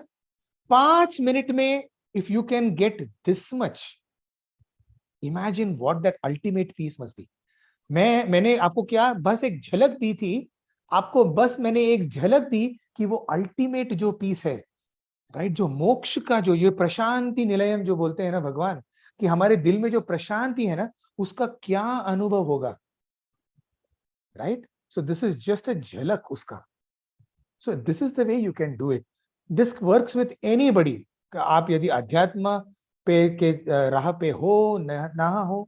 So I hope Sai Shivang, this answers your Thank you question. so much. Thank you so much, brother. Saira. Sairam, क्योंकि हमारे पास समय थोड़ा कम है, हम एक प्रश्न और ले लेते हैं। अनुआंजलि जी, आपने हाथ ऊपर किया था, तो आप कर लीजिए। और बाकी सबसे अनुरोध है कि आपके पास कई सवाल हो सकते हैं, तो उनके लिए जो व्हाट्सएप ग्रुप बनाए गए हैं वो ओपन है, तो आप कभी भी अपने प्रश्न वहां पे डाल सकते हैं और हम अमेय सर से उन क्वेश्चंस के आंसर जानने की कोशिश करेंगे और आप तक पहुंचाने की इसकी कोशिश करेंगे। तो अनुअंजलि जी, आप अपना आखिरी प्रश्न पूछ लीजिए। Sairam brother, thank you for the session. Actually मेरी प्रॉब्लम है कि सच बात ये है कि मैं थोड़ी कम मेडिटेशन करती हूँ, क्योंकि मेरी एक छोटी बच्ची है 11 मंथ की और घर में कोई भी नहीं है, तो मैं जब भी टाइम पाती हूँ तभी कर पाती हूँ। लेकिन in the time of meditation आप जैसे बोल रहे थे कि उसकी ही मतलब ख्याल मेरी हर वक्त मेरे मन में आ जाती है कि वो क्या कर रही है, वो उठ जाएगी क्या, क्योंकि मैं इस बच्ची को किसके पास छोड़ कर के मैं मेडिटेशन करती हूँ, तो हर मतलब ज्यादातर समय की उसका नजर ही मेरे ख्याल में हर वक्त आ जाती है। हाँ बहन जी, आपको बिल्कुल वैसे करने की जरूरत नहीं है। आपका जो शिशु है उसको छोड़कर आपको कुछ नहीं करना है। मैं एक सिंपल से ऐसा एक टेक्निक आपको बोलता हूँ। आप बस आपके जो बच्ची है ना आपकी, उसका नाम क्या है? उसका नाम भैया है साई धृतिस्मिता। साई धृतिस्मिता। ओके, सो साई धृतिस्मिता पे उसके मुख को आप देखते रहिए, ओके? और उसके मुख में ना ऑटोमेटिकली उसको एक मोर का पंख लगाइए, राइट? उसके आंखों में काजल लगाइए, राइट? और उसी में आपके जो भगवान कृष्ण या जगन्नाथ जी या आपके कौन से भी जो इष्ट देवत है ना, आप उसी साई धृतिस्मिता में ही आप उनको देखिए। बस जब आप साई को देखेंगी तो आपको अपने भगवान का दर्शन मिलेगा। बस यही ध्यान करना है, दूसरा कुछ नहीं करना है। जब आप अपने साई धृतिस्मिता को अपने अपने लैप में लेंगे तो आप सोचिए कि आप भगवान को अपने लैप में लेकर आप ये कर रहे हैं, आप अपना ध्यान कर रहे हैं। बस दूसरा कुछ नहीं करना है। जी भैया। जो भी अपने लौकिक, वही इस बात स्वामी बोल रहे हैं ना कि सांसारिक जीवन ये आध्यात्मिक जीवन से अलग नहीं है। अपने सांसारिक जीवन को ही अध्यात्म बनाना है।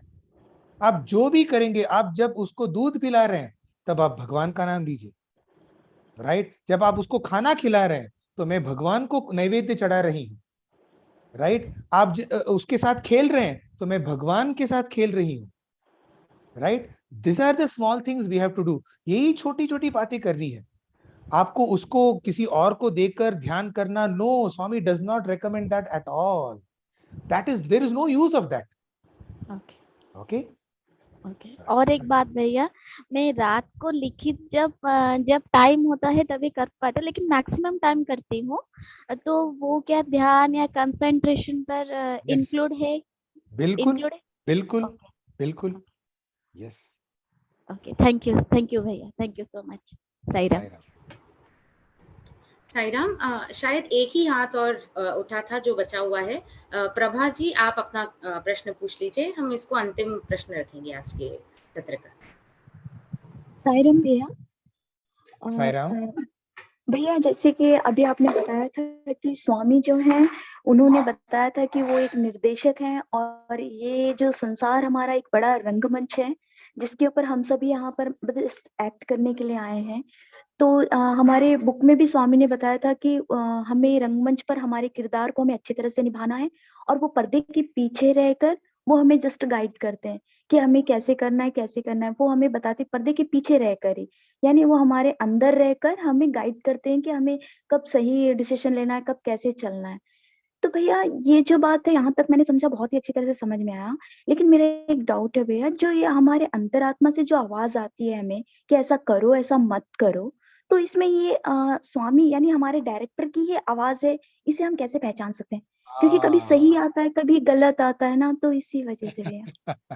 बहुत सुंदर प्रश्न है, बहुत महत्वपूर्ण प्रश्न है कि हम देखते हैं, मैं जब छोटा था तो मुझे ये बात मुझे आती थी कि कभी हम किसी पिक्चर में हम देखते हैं कि दो अलग अलग आवाजें आती हैं, राइट?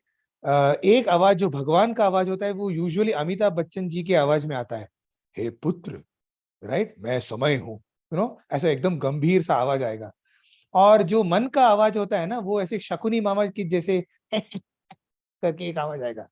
तो यूजुअली हमको ऐसे बोला गया है कि हाँ, वो जो आवाज है ना, वो एक शकुनी का आवाज है, वो मतलब वो बुरा आवाज है, और ये ऐसे गंभीर जो आवाज होता है वो भगवान का आवाज होता है।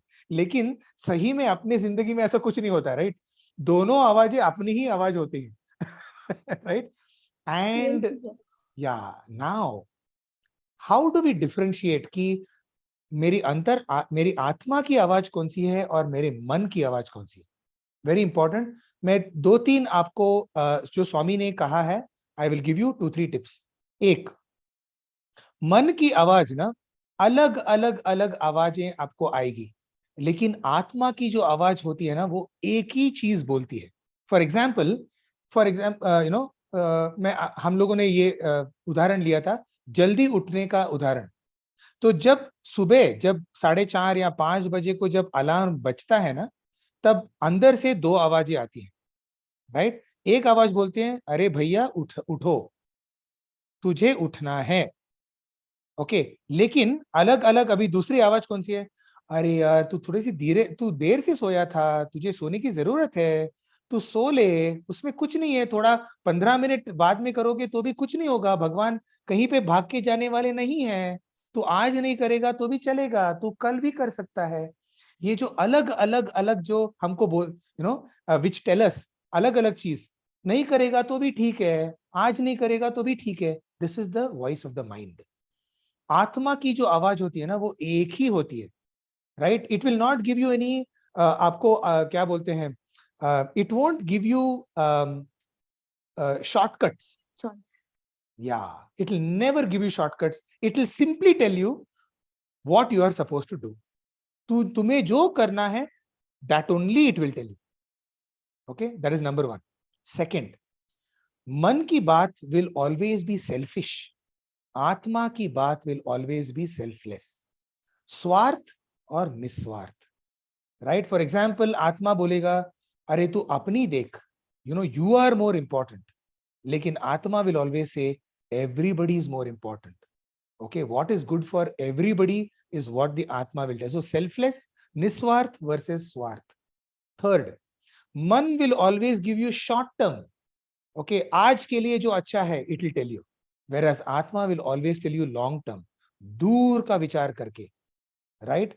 ये तेरे तेरे दूर तेरे आगे के जीवन के लिए, सफलता के लिए तुझे ये करना है, right? That is what the आत्मा will tell you, whereas the mind will tell you, ठीक है ना, आज नहीं होगा तो भी चलेगा, कल कर सकते हैं। See, the mind will tell you short term gain, okay?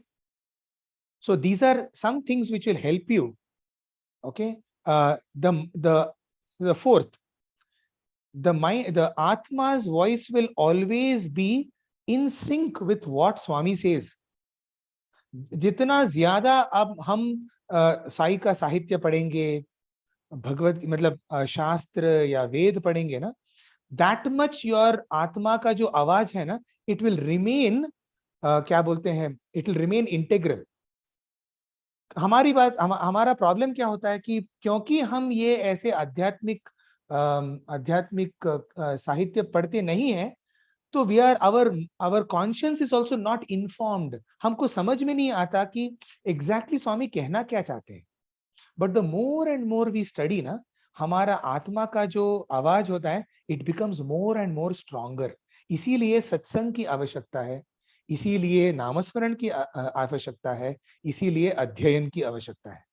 The more अध्ययन वी डू, या जितना ज्यादा पढ़ेंगे, the voice of our conscience will become that much more stronger and stronger and stronger. जैसे हम भगवान के चरित्र को पढ़ेंगे, हम अलग अलग समर्पण टॉक्स, हमको समझ में आएगा कि अच्छा स्वामी ऐसा थे, ऐसे थे, स्वामी ने ये बोला था, भगवान कृष्ण ने ऐसा किया था, भगवान शिव जी ने ऐसा किया था, राइट, जीसस ने ऐसा किया था, प्रोफेट मोहम्मद ने ऐसा बोला है, गुरु नानक जी ऐसा कहते हैं. See this keeps on refining the voice of your conscience, right? So this is how you train yourself. हम ऐसे ही हमारे मन को हम शिक्षा दे सकते हैं, हम ट्रेन कर सकते हैं कि अरे भैया ये बात नहीं सुननी है, ये बात सुननी है, right? So these are some techniques. Thank you so much भैया, बहुत ही अच्छी तरह से आपने समझाया भैया. अब मुझे शायद क्लैरिटी है कि मुझे आगे कैसे रहना है. थैंक यू सो मच भैया. साईराम, आप सभी साईराम. ने जो भी प्रश्न पूछे सब भी बहुत बहुत ही सुंदर थे, और शायद बाकी सब जो प्रश्न नहीं पूछ पाए वो शायद इसलिए है कि आप सभी ने उनके भी प्रश्न पूछ लिए थे और उनका उत्तर उन्हें मिल चुका है. तो अब हम अपने स्तर के अंत में आ रहे हैं. तो अभी मैं सबसे पहले अनुरोध करूंगी प्रोफेसर वर्मा से, जो हमारे संयोजक हैं हिंदी एनएलपी के, कि वे 2 शब्द बोलें. उसके बाद हम वोट ऑफ थैंक्स या आभार है, हम उस पर आएंगे. उसके बाद चैट पे कई लोगों की रिक्वेस्ट है कि अमेय सर का एक भजन हो, तो हम एक छोटा सा भजन अमेय सर से सुनना चाहेंगे. और उसके बाद हम 3 शांति के साथ इस स्तर को समाप्त करेंगे. तो सबसे पहले मैं अनुरोध करूंगी प्रोफेसर वर्मा से कि सर आप आएं और अपने सुविचार हम सब तक पहुंचाएं. साईराम. ओम श्री साईराम. बाबा के चरणों में कोटि कोटि प्रणाम. और आप सभी बहनों को, भाइयों को सादर सप्रेम साईराम. आज का सत्र सचमुच मेरे लिए बहुत ही उपयोगी रहा, और आप सबके लिए, क्योंकि आप सभी मुमुक्षु हैं. आप उस राह पर चल रहे हैं जहां जीवन को सफल बनाना है, जीवन का उद्देश्य प्राप्त करना है, और सफलता के साथ ऐसा प्रभाव समाज के ऊपर या किसी के साथ भी जिसके साथ आप इंटरेक्ट करते हैं, मिलते जुलते हैं, उनके जीवन में एक प्रभाव बने. और मुख्य उद्देश्य जैसे हम जानते हैं एनएलपी का, कि आत्मबोध प्राप्त करना, जन्म मृत्यु के चक्र से बचना. और डॉक्टर अमेय देशपांडे जी ने, जिनका बहुत गहरा अध्ययन है, और अध्ययन ही नहीं, एक जो बड़े जटिल कॉन्सेप्ट हैं अध्यात्म में, कुछ ऐसे विचार हैं, जटिल तो नहीं होते, लेकिन उनको अगर सही तरीके से नहीं समझा जाए तो वो सचमुच जटिल. जो व्यवहार में लाता है वही इन कंसेप्ट्स को सरल और व्यवहारिक तरीके से दूसरों के साथ पहुंचा सकता है. यही हमारे ऋषि मुनि करते रहे. Doctor Amey, thank you very much. आपने दिनचर्या से, लाइफ से, जीवन से छोटे छोटे उदाहरण लेकर जो हमारे युवाओं को, छात्रों को समझाया. मुझे पूरी उम्मीद है कि ध्यान वाहिनी के इन चैप्टर्स को जब आप पढ़ रहे होंगे तो आपको लग रहा होगा कि ये तो बड़ा मुश्किल है. हालांकि भगवान बहुत ही साधारण और सरल तरीके से, सजग उदाहरणों से सभी बातों को स्पष्ट कर देते हैं. और अंत में एक बात बड़ी इंपॉर्टेंट है जो डॉक्टर अमेय जिसके बारे में इंगित कर रहे थे बार बार, और वो था नाम स्मरण. और दूसरी बात विजुअलाइजेशन की थी, यानी कल्पना की. मन को लगाए रखना. जैसे बहुत से प्रश्न आ रहे थे कि बड़ा कंफ्यूजन होता है, मन की आवाज कहाँ है, आत्मा की आवाज कहाँ है. सचमुच इसी कंफ्यूजन में जीवन बीत जाता है, कैसे उससे बाहर निकले। और उन्होंने कैसा सुंदर तरीका हमें बताए भगवान की लाइफ से और भगवान के शिक्षाओं से उदाहरण लेकर। और ये बड़ा सरल तरीका जिससे भगवान ने कहा है कि नाम स्मरण, लेकिन नाम स्मरण एक मैकेनिकल टेक्निक नहीं होनी चाहिए। जैसे बताया कि आपने माला ले ली और साई राम साई राम साई राम साई राम करते रहे, लेकिन मन कहीं और है, तो वो रिचुअल हो जाएगा, उससे कोई फायदा होने वाला नहीं। असल में नाम कैसे लिया जाए, स्मरण कैसे किया जाए, उसी के लिए ही तो सारी जो प्रक्रिया जिसके बारे में बातचीत हो रही है वो वही प्रक्रिया है। यानी ये हमारे अंदर से, हमारे मन से, हृदय से निकलना चाहिए, हृदय से निकलना चाहिए। और फिर उसके लिए कोई क्या एक समय की जरूरत है, कब नाम स्मरण हो,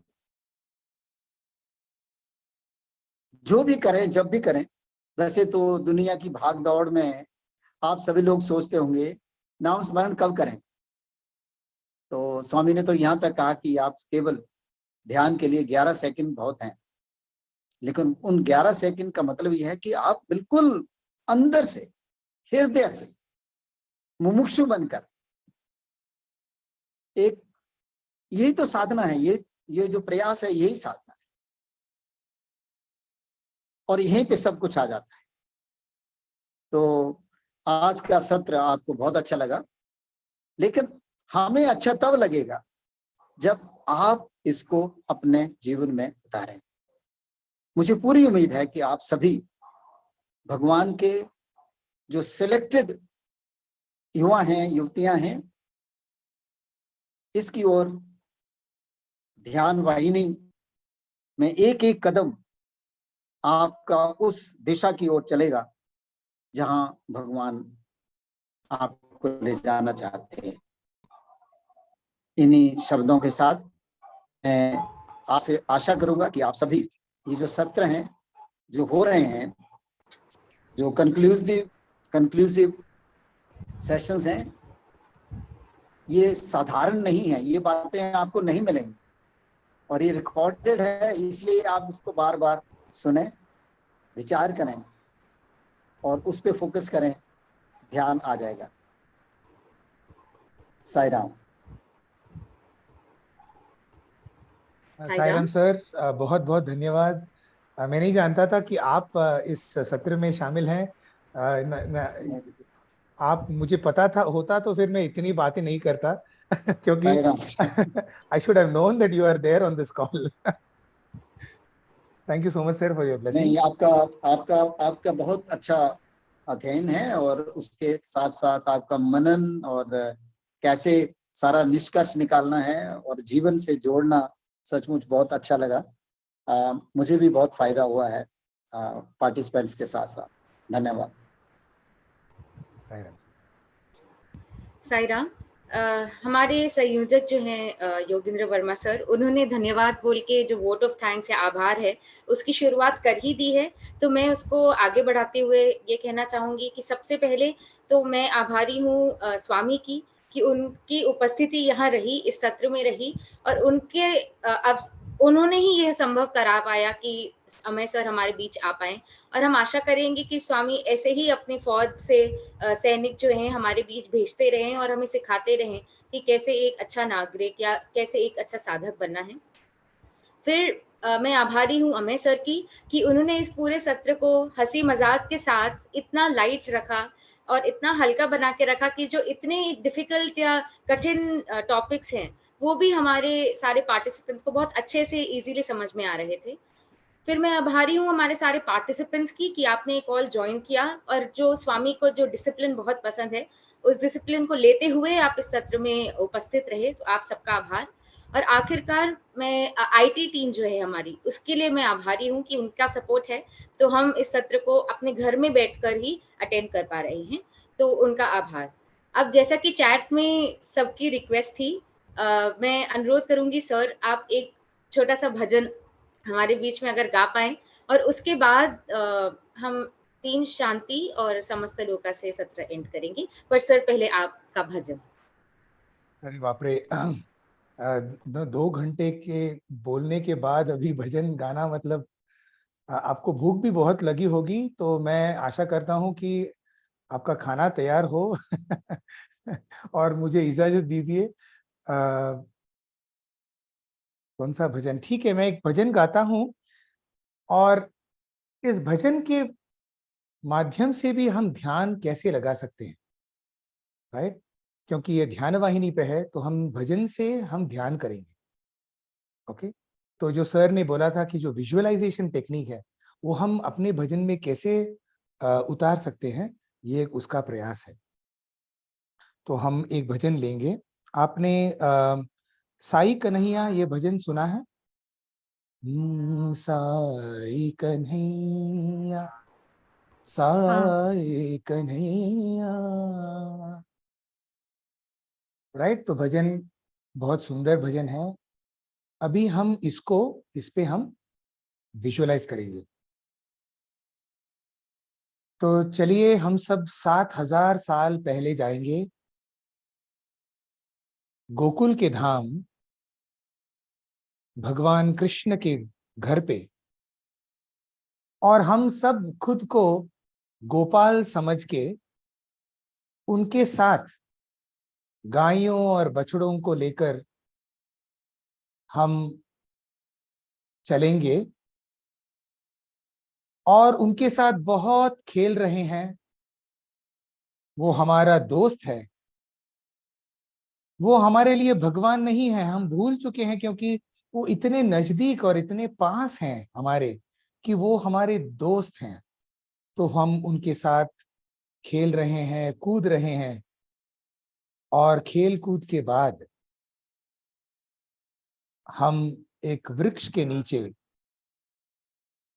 हम उनके साथ खाना खा रहे हैं, और खाना होने के बाद जैसे ही हम दोपहर की थोड़ी सी विश्रांति ले रहे हैं, हमारे मन में ये बात आती है कि अरे बाप रे, हम किसके साथ सो रहे हैं? हमारे बगल में कौन है? हमारे बगल में साक्षात भगवान है। और फिर हम अपने दोस्त, जो हमारे भगवान हमारे दोस्त हैं, हम उनसे कहते हैं साई कन्हैया, ए साई कन्हैया। फिर कन्हैया हमसे कहते हैं, क्या है रे, क्यों मुझे सोना नहीं दे रहा? फिर हमारे दिल से ये प्रार्थना आती है, पार करो मेरी जीवन नैया। फिर भगवान अब हमसे प्रश्न पूछते हैं, वो हमारी थोड़ी सी टेस्ट ले रहे हैं। वो पूछ रहे हैं, अच्छा अच्छा, क्यों, मैं तुम्हारी क्यों पार करूं? मैं कौन लगता हूं तुम्हारा? और इसके उत्तर में हमारा हृदय कहता है, तुम हो मेरे माँ बाप भैया, तुम हो मेरे माँ बाप भैया। फिर भगवान पूछते हैं, ओ तो अभी तू मेरे साथ है इसीलिए तू ऐसा बोल रहा है, तू कल बड़ा हो जाएगा, फिर तेरा संसार हो जाएगा, फिर मैं कहाँ रहूंगा? तो उसके उत्तर में ये हमारा दिल कहता है, भगवान हृदय सी कृष्ण कन्हैया, आप कभी हमको छोड़ नहीं सकते, आप हमारे हृदयवासी है। हृदय निवासी साई कन्हैया। इसको सुन के भगवान बहुत खुश हो जाते हैं और पूछते हैं, चल तू मेरा अच्छा बच्चा है, क्या चाहिए? और फिर से हमारे मन से आती है, पार करो मेरी जीवन नैया, साई कन्हैया, साई कन्हैया, पार करो मेरी जीवन नैया। तुम हो मेरे माँ बाप भैया, हृदय निवासी कृष्ण कन्हैया, हृदय निवासी साई कन्हैया, पार करो मेरी जीवन नैया। स्वामी से यही प्रार्थना है कि कल वो दिन है जब वो साकार रूप से निराकार की ओर प्रस्थान किए। बस हमारी प्रार्थना उनसे यही है कि स्वामी, हम अपने हृदय मंदिर में आइए और वहीं पे अपना वास कीजिए। आप सबको आराधना दिन के वो ही याद जो भगवान के साथ आपके जो अनुभव हैं, बस उसी को याद कीजिए। यही हमारा सबसे सुंदर एक साधना रहेगा कल के लिए। सबको सप्रेम साई राम। समस्त लोकाः सुखिनो भवन्तु, समस्त लोकाः सुखिनो भवन्तु, समस्त लोकाः सुखिनो भवन्तु।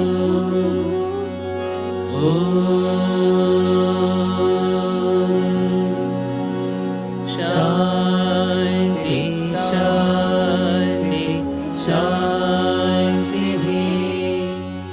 जय बोलो भगवान श्री सत्य साई बाबा जी की।